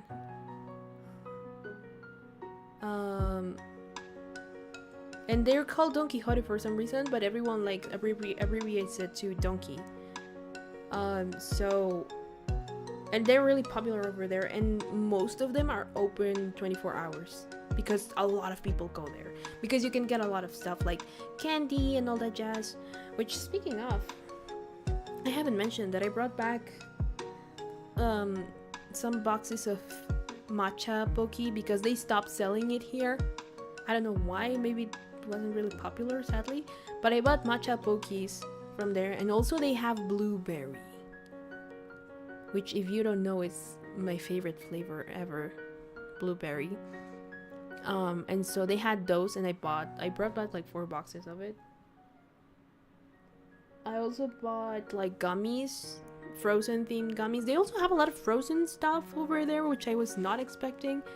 I sadly didn't get to go to Disneyland Tokyo. It was good because it was a little on the expensive side and it was not really planned. But then later I found out that they have an Arundel there, and I was really sad that I didn't go. You mean blue flavor? No, because blue flavor can also be bubblegum, and I don't like bubblegum. So, blueberry. Or blue raspberry, it's called sometimes for some damn reason. What else did I bring back about like snacks? Because again, I didn't get to try a lot of things due to my dad not really handling the flavors, but also by the end of the trip, my mom, like, her stomach would get really upset with very heavy foods. So, well, more like with a lot of spice, but that was just like after everything. So while my dad was there, we ended up eating a lot of pasta and pizza, and by the end of the trip as well, because it was the only thing that her stomach could like handle without much trouble. She wasn't sick, but it was just something weird that ended up happening at the end of the day. I also got sick. I got not the flu. I got allergies one day, and then 2 days later I started coughing and having a sore throat, and that lasted for like 5 days. But I kept drinking. I had some medicine with me, but also I kept drinking a vitamin C fizzy drink that's supposed to have like 50, the equivalent of like 50 lemons squeezed into it, and that miraculously helped a lot. And now I'm good. But I had that for a little bit, like in the middle of the trip, and then after, okay, I'm not remembering right now all the cities, but Yokohama, Tokyo, like central Tokyo, Shibuya, Shinjuku, Ginza, Ueno. Oh, we went to Odaiba. That side of Tokyo is really pretty. I really like that one. Odaiba, and another one that I'm not properly remembering right now, but I think we went to about like 8 to 10 different cities within Tokyo, right? Or sections. I don't know how to call them because the prefectures are different. Prefectures. But that was that. And then I think Shinjuku is a prefecture. I'm not really sure. But we went to like 10 different places, right? So, and then after my dad had to fly back home, my mom and I stayed like another 10 days. And we went to YouTube Just Broke. It tends to do that. Yeah. After that, we went to Hiroshima. And we visited what it's like over there, considered like the 4 main spots, which is like the memorial, this park, the castle, and then a garden, and an island that's nearby that you can get on by ferry, which is called Miyajima.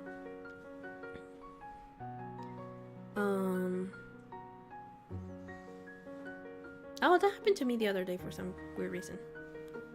Maybe they're doing maintenance and some things break down like along the line. But yeah. We went to Miyajima. It was like a whole thing that we did in like one day because we only stayed there for like a day and a half.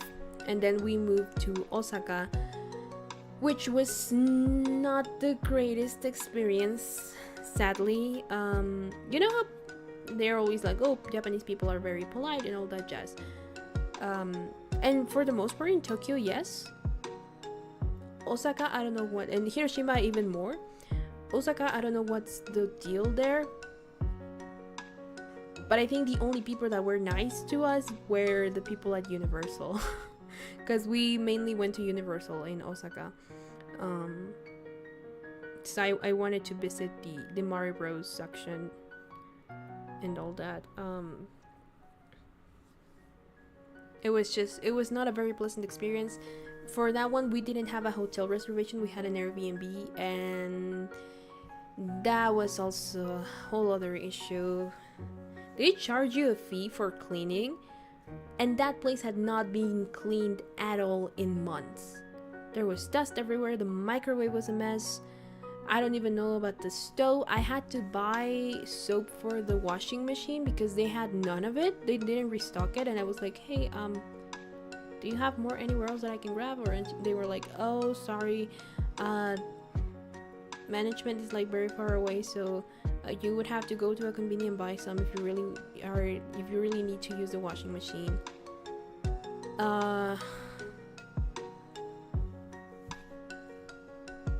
But yeah, it felt like aesthetically it feels like New York,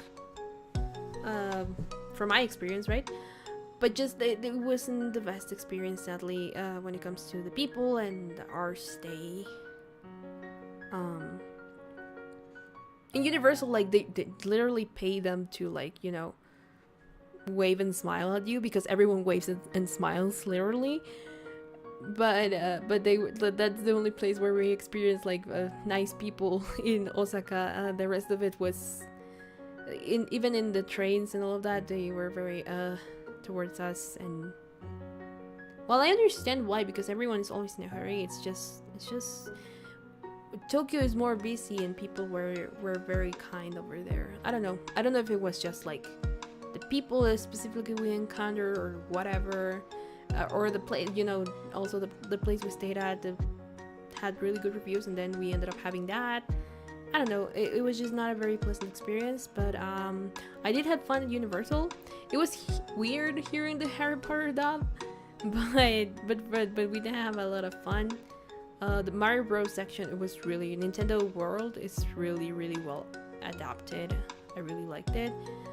I basically played Mario Kart but in real life, in a way. And I bought a couple of things there as well. Like this really cool pen that has like Mario in a tube, and whenever you like do this, it comes out. I'll post pictures later in the Discord. But hey, Confused, hi. But we did have a lot of fun. I ate, one of the things that I tried were shark nuggets. They don't really taste like anything, but they were shark nuggets, which I did not know could be a thing until I was there. Also, I saw snow for the first time there. We were at the Harry Potter section, and it suddenly started snowing. I had never seen snowfall before.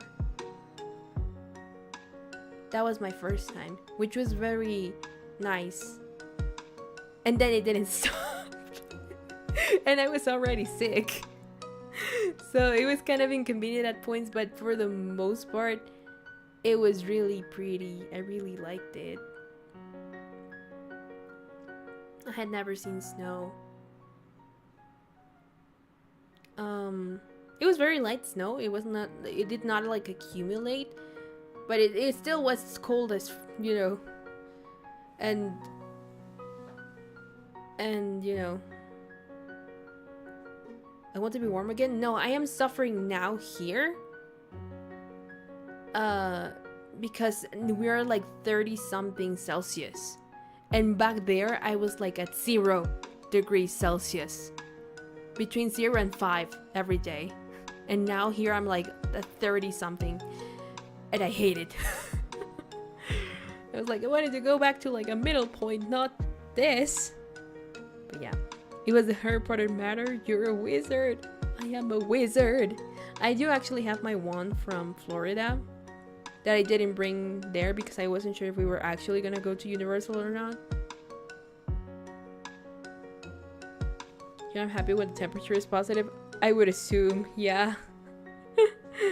But here it rarely gets to like minus. But I'd rather it be cold than melting outside. So yeah. And then we also stayed only like a day and a half in Osaka. They also have like a very like more expanded version of this because like a dedicated minion area. But it was fun. I really liked it.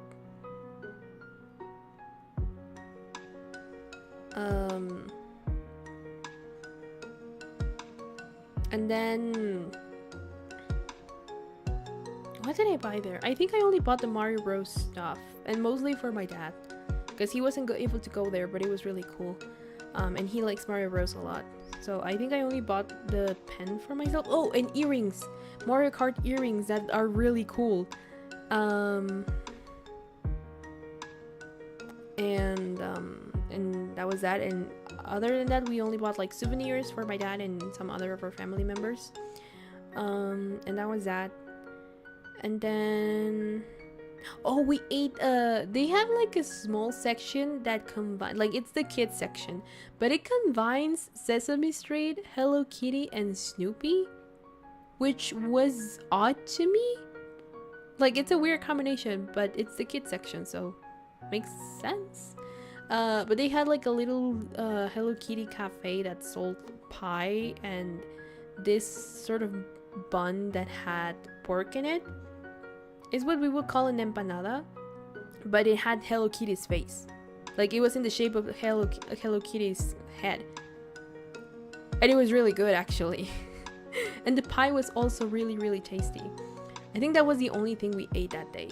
We would only eat like 1 or 2 times per day really, because there was so much to do and see that we had stopping to like eat at a place would lose us time.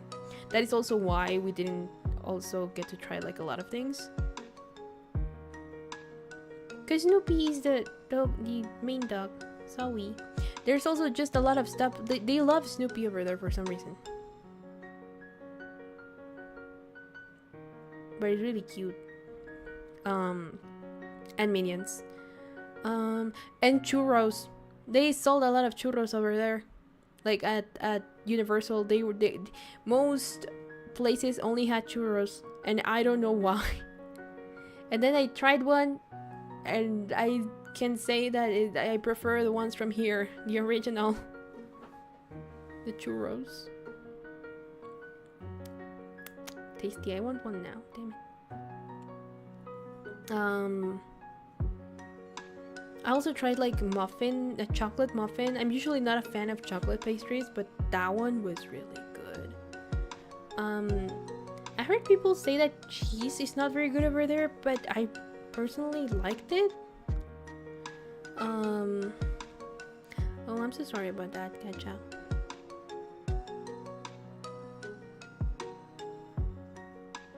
Speaking of, mine is just waking up.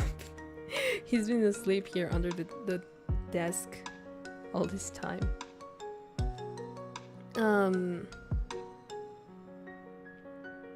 And then after Osaka we went to the castle as well that had like a little museum. And then we went to Kyoto. Oh, also I got to get on the bullet train when we went from Tokyo to Hiroshima. And it was really cool. You barely feel the speed, but you know it's there because your ears like get like clogged. You know, when you go really high up and the pressure like does this thing where they get like well, I guess clogged is not the word, but you know that you have to like pop them.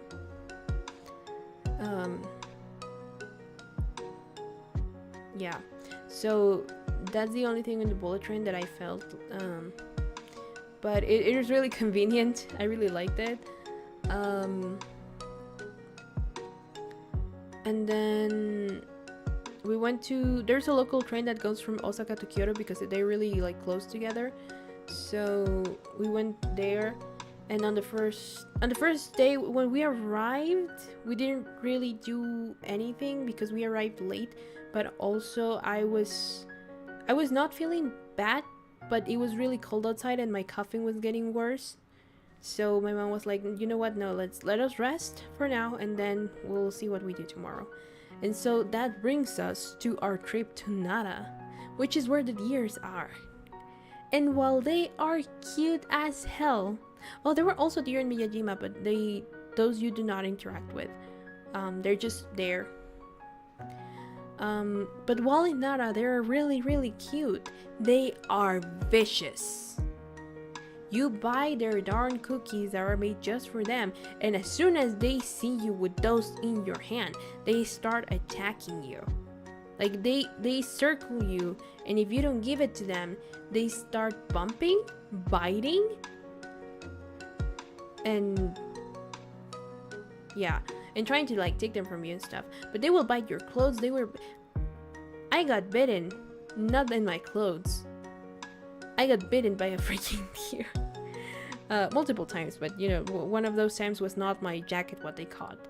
And all that. And it gets really stressful when there's like a lot of, like, they literally ambush you. And I know they just want snacks, but they're aggressive about it. They don't even wait. They just like jump you. And that's the one thing that I didn't really like, because I felt attacked. But other than that, they're cute. They're everywhere. Like, there's really a lot of them all around. They also clearly like cut their what are they called in English? Their horns. So I don't know. They're probably not called that, but you know, they cut them because it would be really dangerous when they like actually, because they bump you full force. So imagine if they impale you because they wanted your snacks. So yeah, and they also like antlers. Yes, thank you.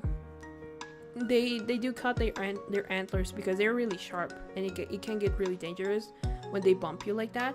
And also, even if they don't see you with like the cookies in your hand, sometimes they will get close to you to sniff you and see if you have anything and like ask you for snacks. But yeah, there's also a temple in there that has like the biggest Buddha, I think, and a lot of shrines. Kyoto has a lot of shrines everywhere. That's where we visited most shrines. In Tokyo we only visited like 5, I think, and then in Miyajima there was another one. Hiroshima, we didn't really see any. Osaka, I think Hiroshima we got in one, and then Osaka we didn't really have the time to explore it to see if there were any shrines. But then Kyoto had the most shrines, and we couldn't visit them all, obviously, but we tried to do at least like the most important ones.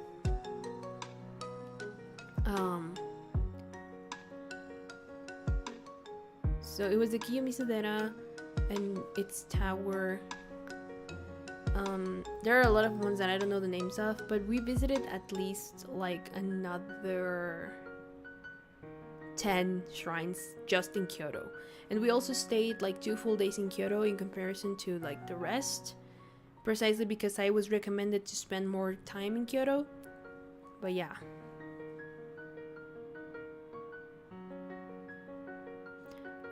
And then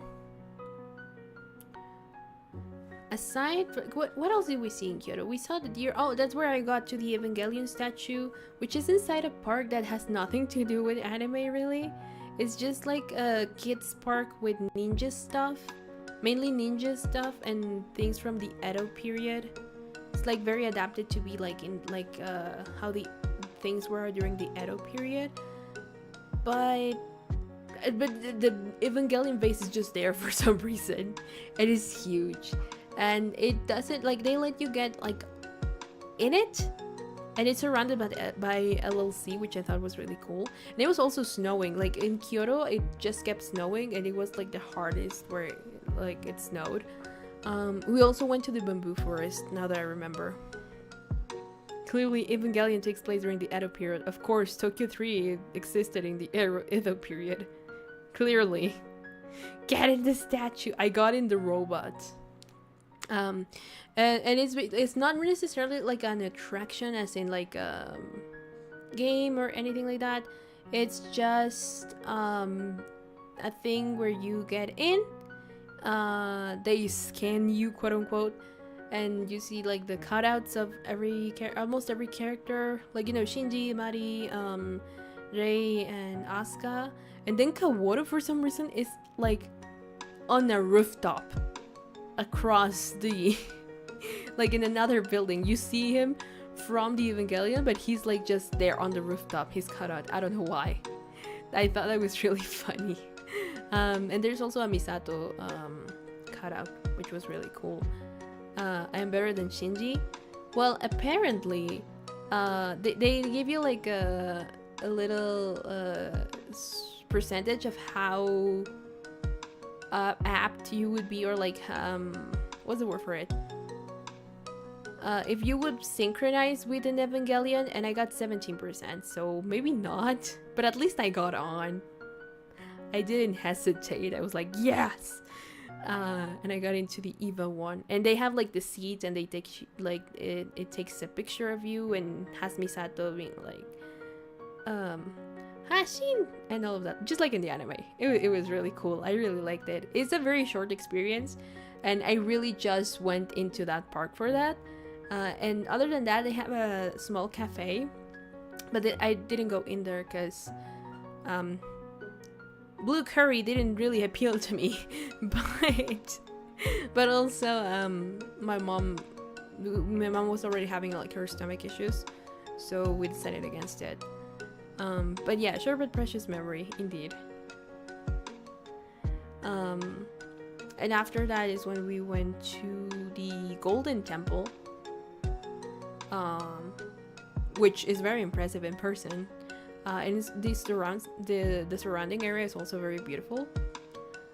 It wasn't even ramen, it was just like curry, which is weirder. What's this I hear about deer slander? They are vicious, they attack you, they bite you. There's no deer slander, it's their own thing. The only I only put the footage where I bow to one and then he bows back, but that was the only one of the few nice ones. The rest, when I had cookies, they just attacked me. And my mom as well when she bought her. Because she was like, no, wait, don't give them all to them. I want to give them some too. And I was like, Mom, they're literally biting me and bumping me. And it's not light, it's aggressive. And then she bought her own stack of cookies and, you know, understood my position. In the end, she ended up just tossing them at the ground so they could grab them. Because they started bumping her as well. And biting her jacket and all that. They were hungry. Well, I would be nicer about it if they hadn't literally bitten my butt, but you know, whatever. Because doggos are not that aggressive about it. Mine is just whiny. He whines and cries and is very insistent, but he does not bite me. You know, he does not get like that about it. The deer are our future gods. The deers here are chill. Exactly, like I've experienced chill deers. Like I have nothing against deers. They are beautiful. Also, my dog just woke up. he heard he heard he was mentioned and he was like, who has summoned me? Yeah, those deer are very much indeed spoiled brats. But I have experienced... Hey buddy, you good? He does not understand me. He does not speak English, but you know. But I have experienced nice deer. I have fed deer before, which is why I was very surprised that these were attacking me. No, I don't eat deer. Don't eat the deer. Deers are friends for the most part. I have never had deer though, so I wouldn't know. But yeah, Shikanoko was a warning against the deer. I guess so, yeah. Oh, why though? As long as they don't attack you, you know? You don't eat your friends, Leo? No. As long as they don't attack you, I think they're good. Like, you know, like that. But I have fed deer before and they're cute. I really like them. These were just like spoiled brats, like Khan said.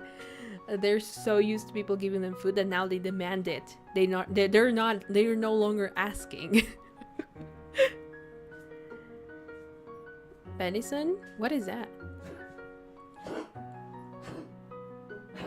Hey guy. Are you good? I'm like scratching him while he's just doing his thing. And he gets really excited. It's like ducks. I have never tried duck either. Oh, deer meat. I've only... Oh, I actually did see some places where they were like hanging... You know how they, at the butcher, they sometimes have like the pigs or the beef hanging?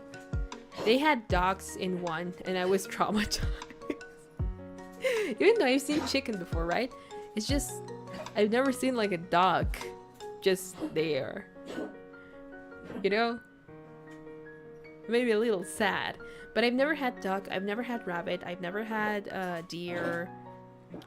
I did see that they are very into eating horse, which is odd to me because as far as I know that their like meat is, or their skin is very rough. But they also eat horses. I meant ducks complain for food like deer. Yeah. Well, ducks over there were really chill, and you're actually encouraged not to feed them, but I saw black ducks with white beaks, which was the most interesting thing I have ever seen because I've never seen ducks like that in any other place. New experiences? Yeah. And I thought they were really cool, and they were everywhere.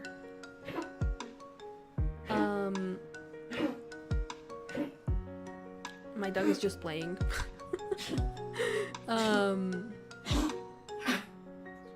Confuses and think what ducks are real? What? Those are normal ducks. What do you mean white ducks aren't real? I know there's also like the brown with green duck, but usually ducks are white. The only meat I'm curious about is kangaroo meat. They're scary. They would kick you before you kill them. But, I never thought about trying that. I guess I'm not someone who necessarily goes out of their comfort zone when it comes to food. Like, and it's not always of like, oh, that seems yucky. It's more of a fear of like, what if I don't like it and then I have a bad experience, and because I'm spending money and food is comfort, I don't like having bad experiences with food. So I would rather have what I always have. In Japan, I was more open to it because it was like a whole different cuisine, you know, different to ours. And for the most part, I liked it.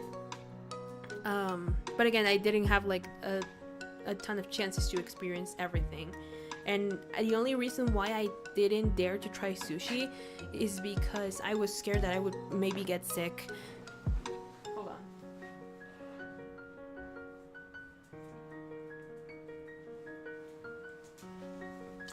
Whoop.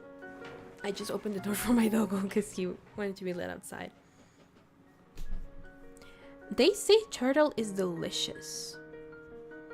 It's actually prohibited here now to eat it because they were starting to go extinct.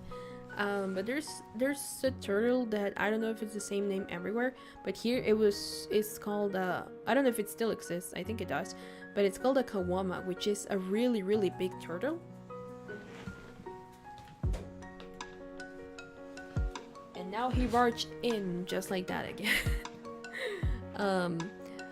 It's a really big turtle, and everyone, like the people who managed to get to eat it before it got like prohibited, said it was really good, but I wouldn't know.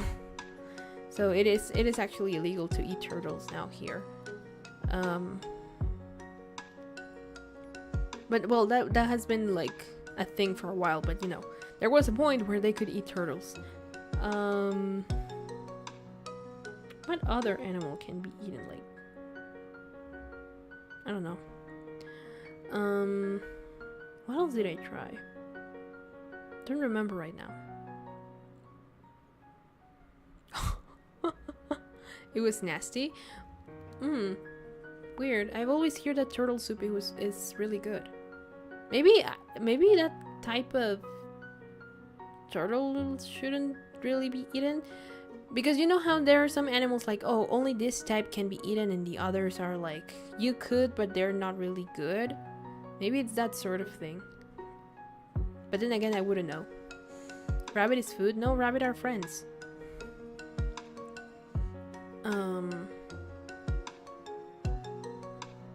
My mom had a goat pet once, and then my grandma, you know, had it killed because it kept eating the sheets in the backyard, and then she dared have them eat it for dinner, and they refused. I only hear that rabbit tastes like chicken, but why not have a chicken then and spare the poor rabbit? You know?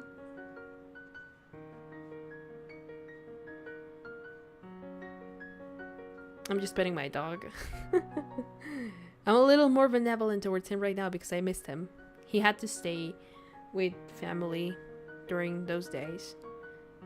But, you know. Sorry, Chicken Sky, your kind is very delicious. I especially like them fried. Or in Milanesa. Ooh, so good. Hey buddy, what you doing? How are you? You still eating? Are you feeling good with the scratches? Yes? You have scratches? You don't understand anything I'm saying, do you? Duck isn't friend? Duck is friend. Didn't I just say that I was traumatized when I saw like a roasted duck in like in the what's the name of it? On display.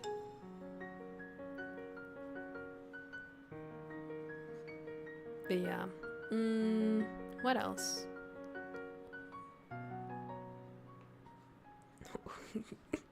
He's enjoying this. He's taking advantage of every second of this. It gives me anxiety. It makes me want to squish him. You know, the cute aggression, something like that. Sometimes he makes me want to squeeze him, like, out of love. But I can't do that. He's old.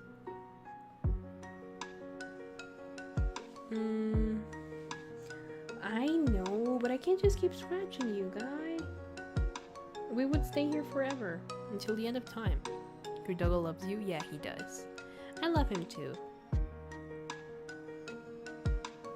We sometimes get mad at each other because he demands attention now. Like, he's gotten more bratty as he's gotten older, which makes sense.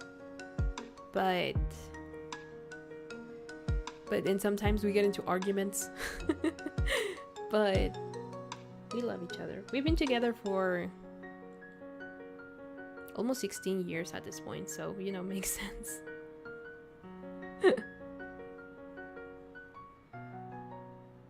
Yeah, it does. Ooh, you like that spot, right? Yeah. What else?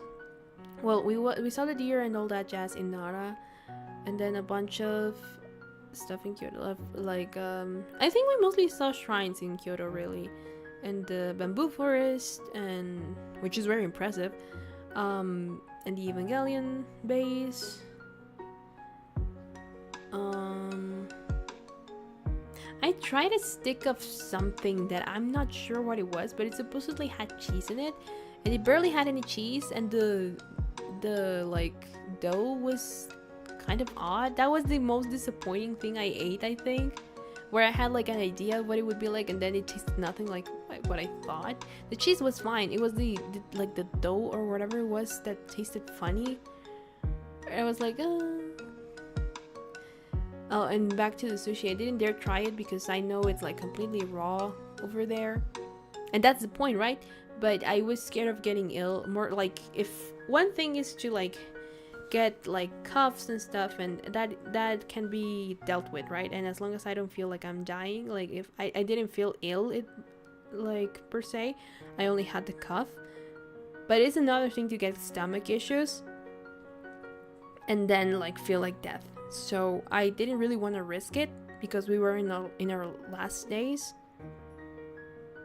You don't have your fish raw with sushi? Usually I do, but most places here cook it beforehand. Understandably so. I've never had food poisoning from eating raw fish. Like, for example, when I eat proper tuna, it's raw. Like, it's not cooked, it's raw. And I love it. It's the most delicious thing. But it's one thing to get sick, like, you know, you still can risk getting food poisoning regardless of it.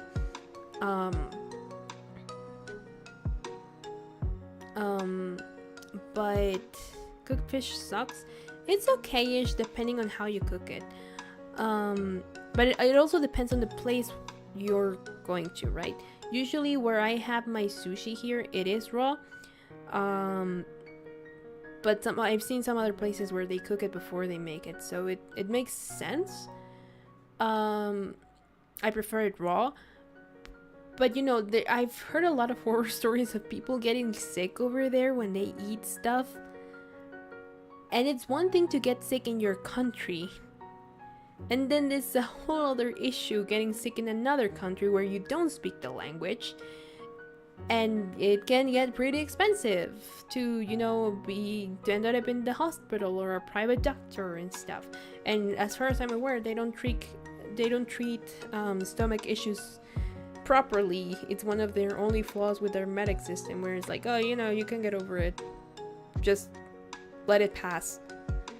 And so I didn't want to risk it. Yeah, walk it off. I didn't want to risk it just in case and ruin the trip. So that's the only reason why I didn't dare actually eat sushi, because I was afraid that I would catch something somehow and ruin everything. So that's the only reason. If I had been like a more safe space, let's say, in that regard of like, oh, there's no problem if I fall ill for a little bit, then I would have felt more inclined to try it. But that's really the only reason. Not so much because I was like, ew, it's raw, because I eat raw fish. I eat raw tuna and it's the most delicious thing ever.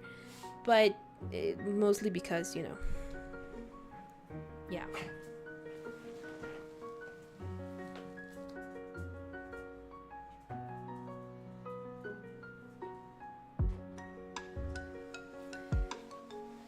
Don't want it to be let outside the room again.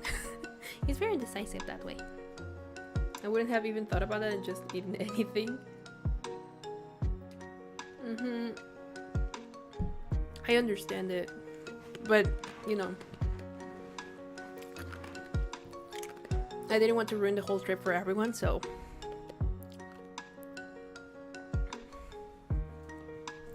hi again. I like how you just walked in. And I don't know why I keep talking to you in English. You don't understand anything I'm saying. You only speak Spanish and dog. And now he's asking to be let up.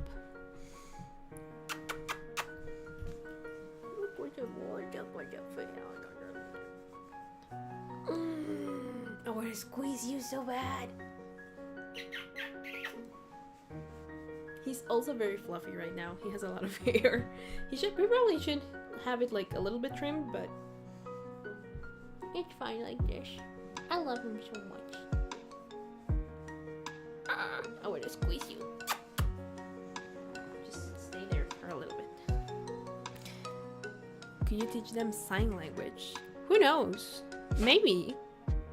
I mean, really, when you think about it, most of those animals learn by signs, because it's not like you could talk to them under the water for the most part, right? Or at least I'm drawing this from what I saw with the beluga whales in Yokohama, because they would do tricks and stuff, and it's not like the people there could like talk to them, because you know they were under the water and had suits and mostly understood each other by signs. So, you know, maybe. Fish sticks are one of my favorite foods. I don't know if I've had fish sticks. Fish are friend, not food. Fish are very much food. That is the only one that I'm like, they're not friends, they're food. And I love eating them. But yeah.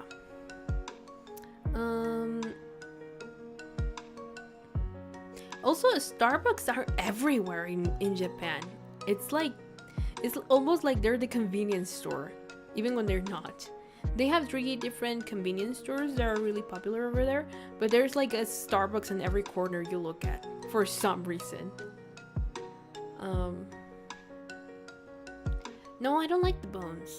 That is one thing that I do agree with. I don't like the bones. Fish sticks stay so dry. I think I've never had them, so I wouldn't know. But yeah, that was pretty much about everything we did in Kyoto. And then we went back to Tokyo for the last 2 days because our plane left from that same airport. So, give me a second.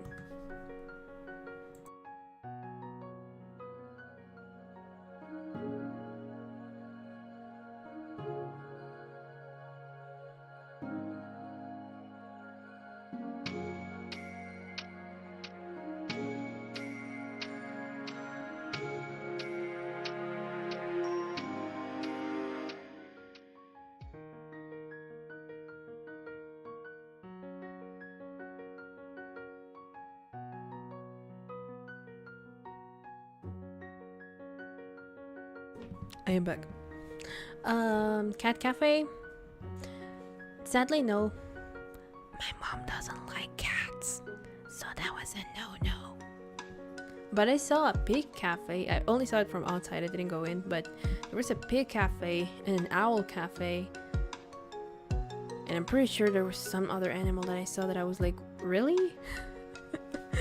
But I did see a couple. I just didn't go in because my mom doesn't like it. So yeah, I know the flu. I would have gotten in, but my mom doesn't like cats, sadly, which is why I can't get a cat. Oh, cafe? Who? Yeah.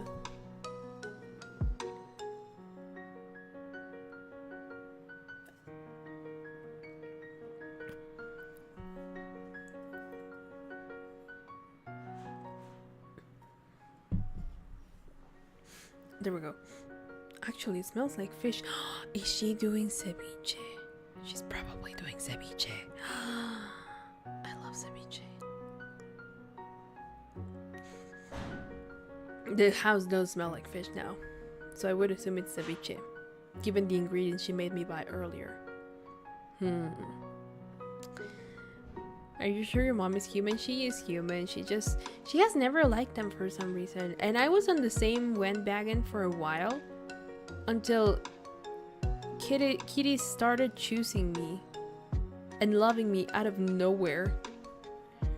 And I discovered the joys of cats who love you. I always consider myself more of a dog person, and I do think I'm more of a dog person, but I think this is the first time in my life where I've considered like maybe maybe when I live by myself, I'll get myself a cat. A black cat to be specific. Or an orange one, because I they're funny. Actually I think the first kitty that chose me was an orange cat. He was very silly. And he would just like, you know how they look like they're like pawing at dough? He would wake me up like that. And there was a barrier for him not to be able to cross. There were like 5 cats in that house. And that they had a barrier so they wouldn't cross to the other side. And he somehow always managed, and then would just lay on my chest and wake me up and purr and all that. And he was very silly and I loved him. Sadly I don't get to see him anymore. But you know. But after that, it was just black cats that started choosing me, and I was like, oh my gosh, you are cute, and I love you, and I wish I could take you home, but I can't. And they purr, and they're really cute. I just like, I now like cats.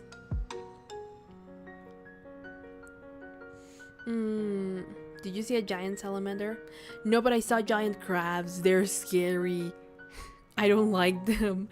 They're scary as fuck. I don't like them. Cat is cat. I know. But again, I can't have cats here. My mom just doesn't like them, so. Maybe when I live by myself, whenever that happens, I will get myself a black cat. And we'll be friends for life.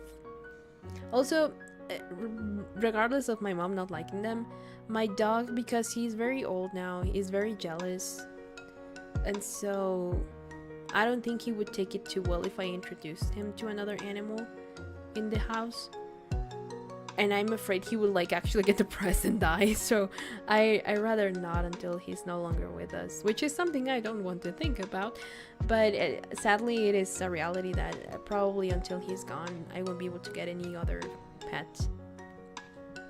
If he was younger, I think it would be easier, but nowadays I really doubt that he would take it very well to, you know, me introducing another animal to him. So yeah. Like coconut crabs, bigger. I did see a coconut crab, but they're bigger, they're gigantic, they're scary. I don't know. I think my dad has the pictures. That's the other issue. We all took pictures at different times because I was in charge of the Google Maps. So I had to I had to preserve my phone battery for the Google Maps, and mostly they were the ones that took pictures. And some there are some that I have, and most others, they have them. So yeah. Every cat, not just black. I love cats in general, but I have something for black cats. I don't know. They usually just find me. And that's why I think in my lore I'm technically a witch of sorts, and I think it might be an actual fact. Because it's always black cats that end up finding me and loving me. But cats are really cute. And apparently I have the personality of one, so who knows? That seems thematically appropriate. Yeah, I'm like a, you know, I'm half vampire, half human. I also have magic powers and all that jazz, so it makes sense that black cats are like flocked towards me for some reason. But yeah.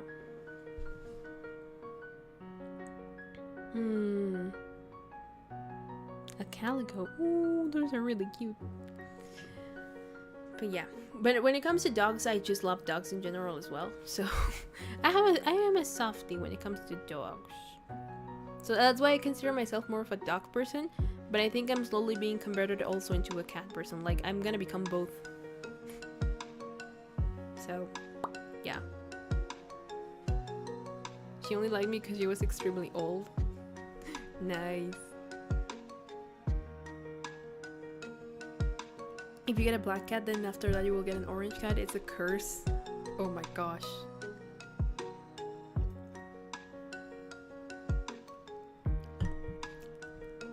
I think orange. I am attracted toward orange cats because they're so silly, but at the same time, I'm afraid they would be a little too much for me. But I don't know. I have a dog and a cat, and they love each other, right? Like it. I think it all depends on how early you introduce like the other animal to, to each other, and also that they're used to being around said animals. Because, for example, my aunt has a really, really pretty cat, and she is lovely, but she's very aggressive. She doesn't really like being held or anything at all. She sometimes let me scratch her head, but that's about it. And I think that's mainly because ever since she was little, like my other aunt's dogs, they didn't attack her, like they never did anything to her, but they would bark at her and be aggressive towards her. And so she started getting defensive against them and all of that. My dog has never had issues with cats. He always thought they were friends until one scratched him. A wild cat scratched him because he got too close. He didn't hurt him, but still. But even then, after that, he tends to keep a distance, but he never really got like any animosity towards them. So he like respects their space. That's pretty much it. And so whenever we go to my grandma's house and my aunt is there with her cat is always like so impressed or like confused that my dog sees her and he just walks by. He doesn't really like pay her any mind unless I'm petting her and he gets jealous. Then that's when he starts barking and stuff. But if it's just like they're around each other, he doesn't really mind her at all. And so there are a lot of fun pictures where they're like sleep against each other when they're like by themselves, when everyone leaves their house and they're left like together, alone together. And they're not buddies, but they respect each other.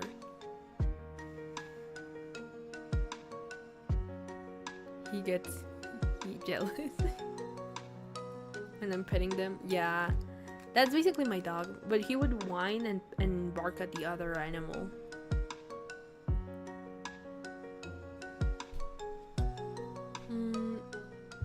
Cats can adapt to other species when they are kids, so when they are around dogs, they will act like dogs. Yeah. Does the kitty think? I think they do think.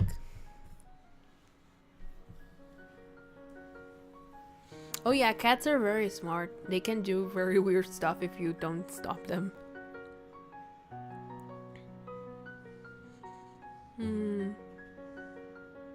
Orange cats don't think. I guess that's what I love about them. They are head empty, no thoughts, incarnated. But then again, if they get like a little too much, I don't know if I would be able to handle them. But I would love to have one. Oh yeah, my dog also does that. Like he's sitting and then he just starts like dozing off. He's so cute. But yeah. And then at the end of my trip, we went back to Tokyo.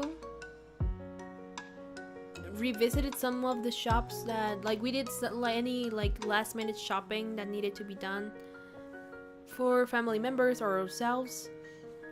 I would talk about VTubers, but I think most of you don't really watch VTubers outside of me. So I don't know how interested you're in that. Because there's also a lot of that over there. And I was so surprised. Like, it was so odd to me to turn around and see something related to Hololive anywhere.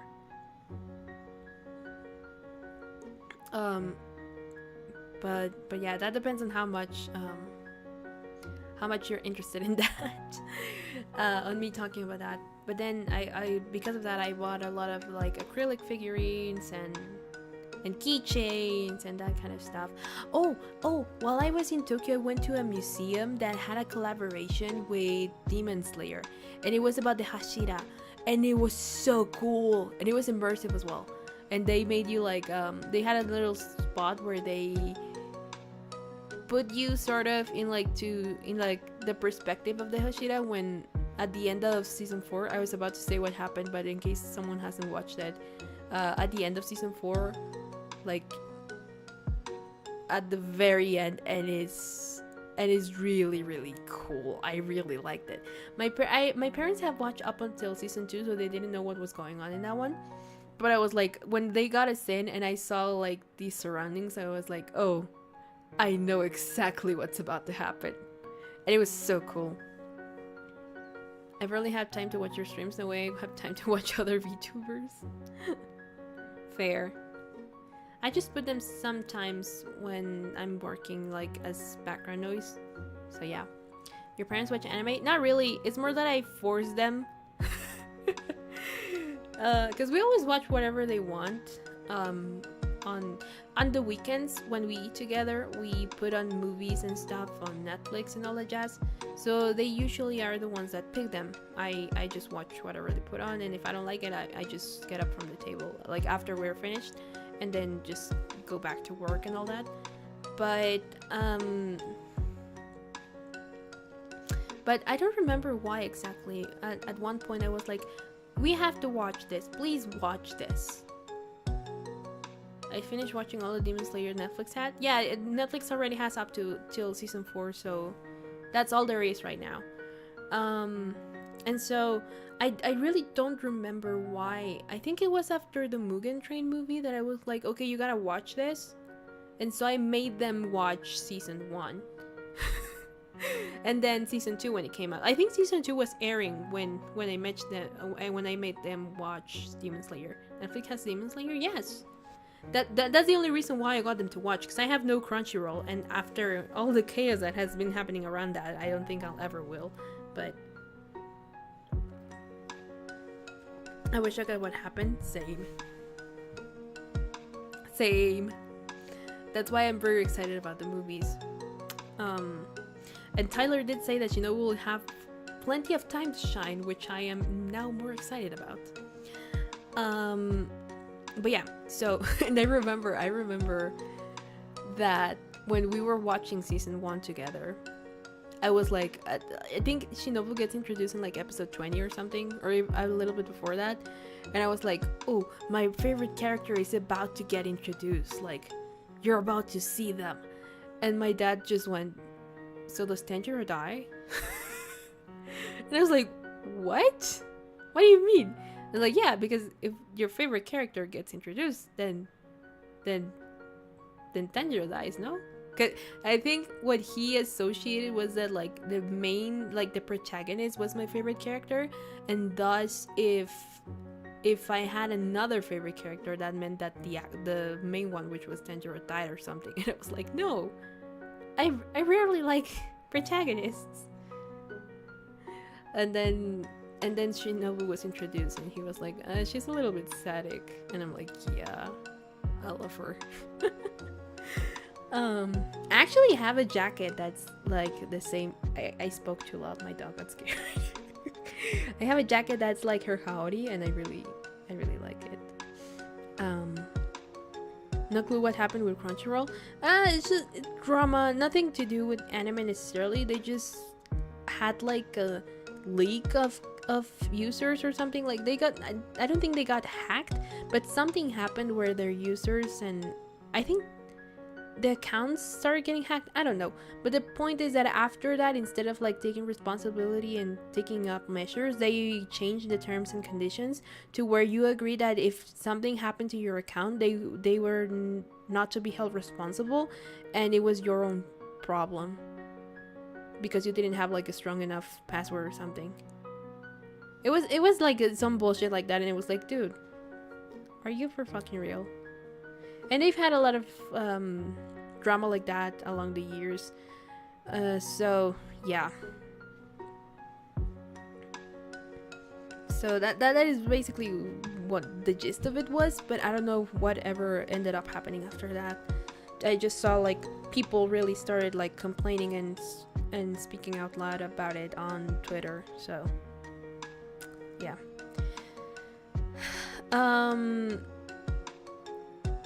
But yeah, so I went to that. It was really cool. Sadly, a lot of the merch that they sold there was already sold out by the time I got to the store, which is at the end of like the whole thing.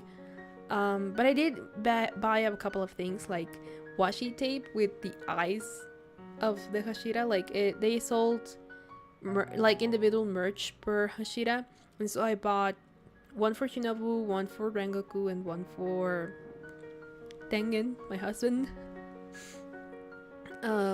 I also bought like a little charm, good luck charm of Tengen that was there. I bought some keychains for my friends, even Hannah specifically, because I saw them after I got back, and so I gifted them keychains of one of Tengen for Ibra because that's his favorite, and one of the green and pink hair girl whose name I always forget for some damn reason, but her and Shinobu are Hannah's favorites, and so I bought myself the Shinobu one, and I was like, we match. So yeah. What else did I buy? Oh, pins, metallic pins for. I have a cap that is full of pins of metallic pins. And so I had already bought some of like Sakura and the one of Hachi and another one that I'm forgetting right now.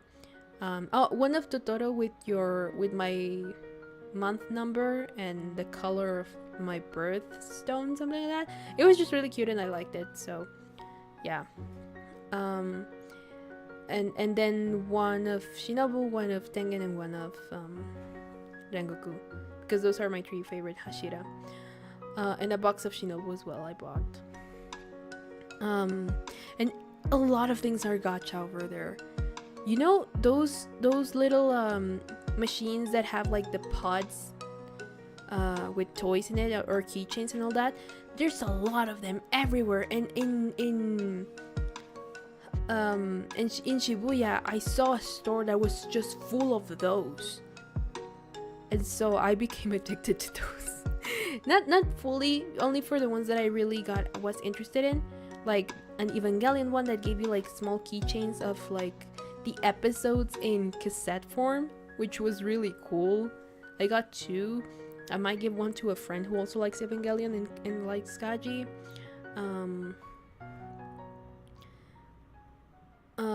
I bought like a little pod that had like any of the characters sleeping, and it was like you buy the thing and you get one of the many options, right?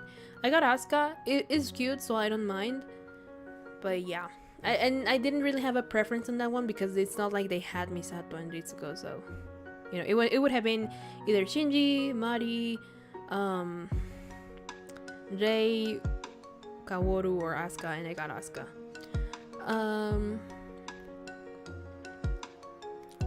What else did I buy? I buy a keychain of Misato that I found, that it's on my phone right now, because it has like an adapter where you can plug it in as if it were like earbuds and all that.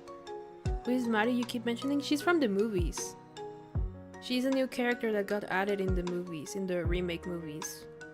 The pink suit one that pilots the Evangelion, like the 6th Evangelion.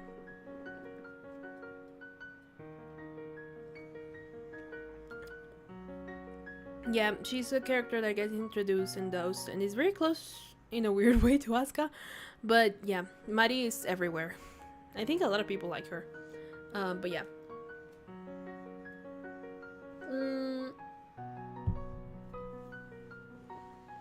I think that's pretty much. I didn't really find a lot of merch of Evangelion, which was shocking to me.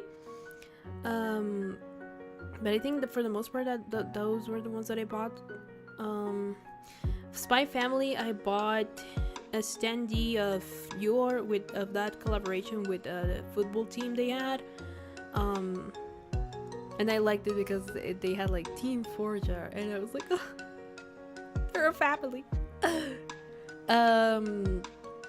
I got like again another one of those small ones that is like you buy it and you get one of the many options. That ended up being a small standee of Anya and Bond, because I always thought like if my dog were like a big ass dog, that would just be us. Like how she falls asleep on top of him. That would just be us. And I got, actually, I got, they have these Lego-like figurines that I had actually got one last year back when I went to the States to visit my aunt. I found one and I bought it, and I got a casual Lloyd. But turns out they are from Japan. They do sell them there. They're called Nanoblock. And so I got another two. And again, they're those of like, you don't know which one you get until you open it. So I bought that. And I was thinking about maybe building them on stream. I have them right here in my hands right now. Maybe if I take a picture, I can like show it to you guys. But yeah. So I was thinking maybe we could build those on stream. And then what else did I bring that I was like, I bought Android 18. I think it's a Gunpla. I just bought it because it said like plastic figurine to like build, but I think it's a Gunpla. And I have no idea how to build those. But I think it's a Gunpla. So, and I probably don't have the materials to build a Gunpla, but I would figure it out. If you guys are interested, we could also build that on stream. And I have... What else did I buy? Well, I have my frozen gummies that I bought that I haven't tried. I could also try them on stream.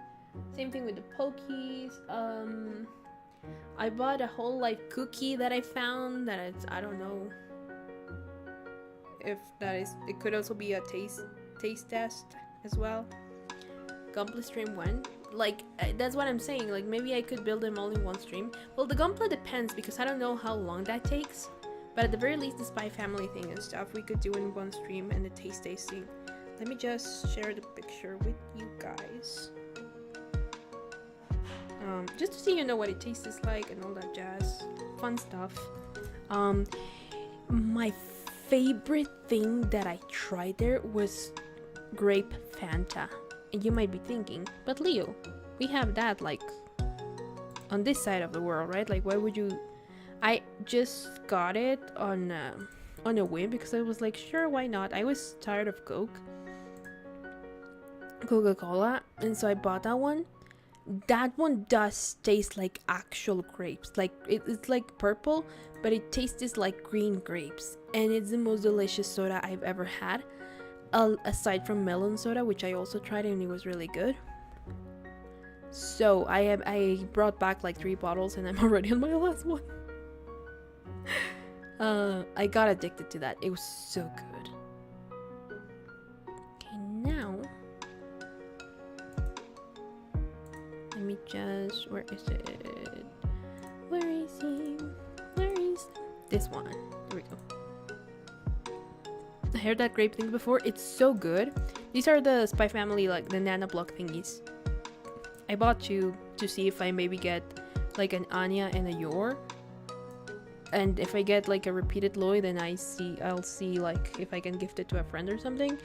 But I already have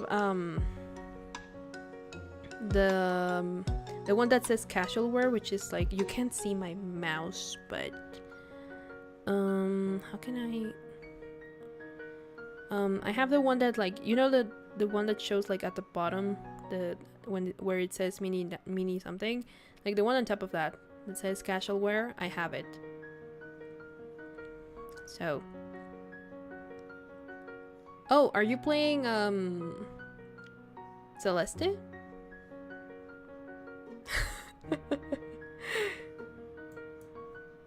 Congrats. Well, yeah, I have those that we can build on stream and then do the taste tasting and all that jazz. I also got like a keychain, a randomized keychain, and I got Yor. And I think that's pretty much it when it comes to Spy Family. Oh no, I got a t-shirt. That's really cool. I liked it a lot. That says special episode something, and it has Anya's and Bond's silhouettes. Ooh, nice. And then I bought a bunch of Hololive figurines. I went to the official shop that they have at Tokyo Station, and that was also very crowded. I did not like that, but I got some standees of my favorite VTubers. They had a very small Holostar section, which I was sad about. The fact that it was so small. But I got keychains of my Holostars, my Oshis from Holostars English, and a figurine of one of the JP ones. And mini versions of all more Hololive talents and all that. I think I have a picture. Because I just started like building them, and I had to reorganize my entire room to make them fit, but where are they? Hold up.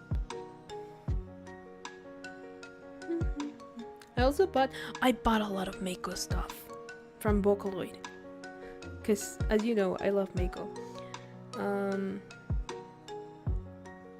I actually think I have a couple of pictures of the Evangelion figurines and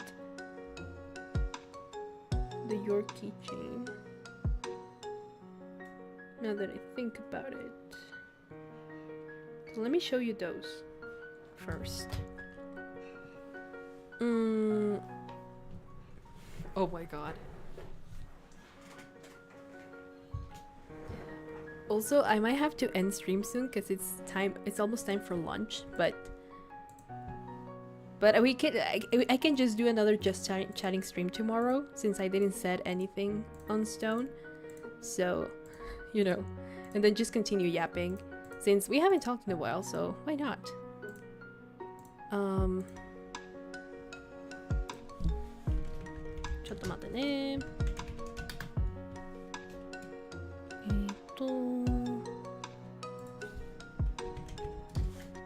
Yeah, it's overnight. Okay.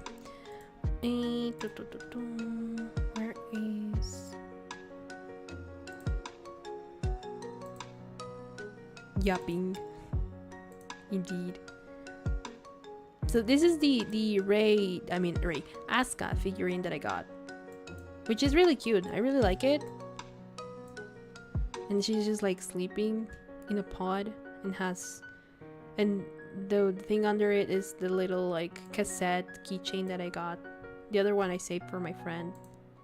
She likes Kaji more than I do, so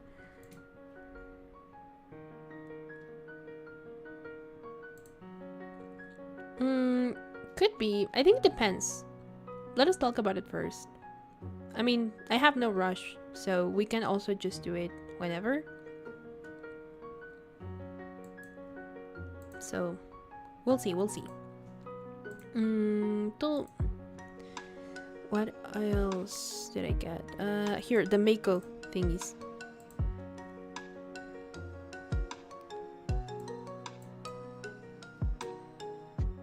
Like, the only thing from here that I didn't get over there was the plastic figurine, like the chunky one. But all these, and the small acrylic stand, but the big one and the Kaito one that is like there, and the plastic one is like holding, all of those I got in Japan, and they are not here. But I also got fridge magnets. Yes, fridge magnets of them, of Kaito and Mako, which are my favorite Vocaloid, they're really cool. I really like them. And then let's see, I was gonna show you the whole life figurines now that I remember. I think here they are. I got one of Callie and one of Ina, and these small ones, 2 of them were from like those gacha-ish machines, and then they call them gachapon. So the 2 of these were from gachapon machines, and the other one was from, I just bought it. And then the other one over there is Uyu, which is from the JP side of Holostars. And I also got the keychains, but they're in my bag. They're not there.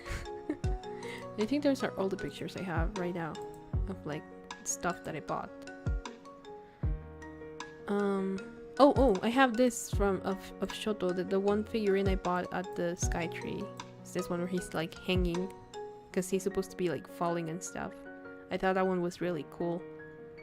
So I got that. The picture is not... there's a lot of glare because of the light, but you know. But yeah.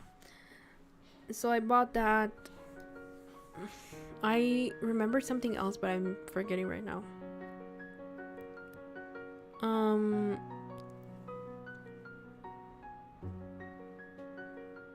I think those are all the things that I went to when it comes to like collabs and stuff that I was like, ooh, I want to get this.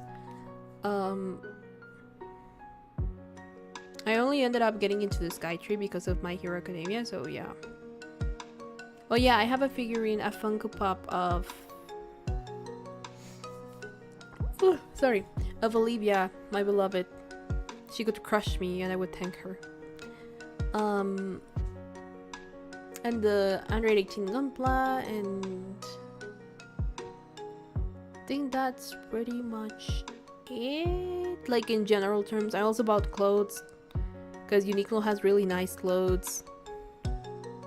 Ooh, a scroll with your brothers, nice. What else? I think that's pretty much it. When I went to the Hololive shop, I tried to get like a plushie, but the first day I went, I didn't really... I wasn't feeling like... I didn't really know if I wanted one, and then I was like, okay, I'll go get it. And then the second day I went, the one that I wanted was no longer available, so I just bought another figurine of Ina and stuff. So yeah, I think that's for the most part pretty much it, aside from the Hachiko stuff and all that. I got a plushie, which is really cute. And then the last couple of days, it was just like that, like last minute shopping and all that jazz. Going to Shibuya Sky, which was scary. And yeah, and then I just flew back to Mexico City, waited there for a couple of days, and you know, had my little reunion with Ibra and Hannah, which was really fun. We talked a lot about projects and stuff, and just random things as well. We had a lot of fun. And I'm here. Now I'm back. I also got to see some cherry blossoms. So yeah. Yeah, it's been already 3 hours of streaming. My goodness. Like, again, that's why I was like, there are a lot of things that I could like maybe add and stuff, but maybe I can do it tomorrow. Maybe tomorrow I'll build this little nanoblock stuff. There was also nanoblock of Hololive, but sadly there were also ran out of the one I wanted, so sad. But yeah. So with that, I think it's about time for me to call it. Not so much because I want to, but more because it's almost time for lunch, and I'm pretty sure soon my mom's gonna be like, hey, it's time for lunch. So yep. So with that, thank you so much for coming. Thank you so much for being here and giving me a couple of your hours. I know, but I'll stream tomorrow. I'll make it a just chatting and stuff, maybe / handcam, so we can chat more. Okay. I'm not going anywhere anytime soon anymore, so we have a stream tomorrow. We can just do this again and, you know, continue all that.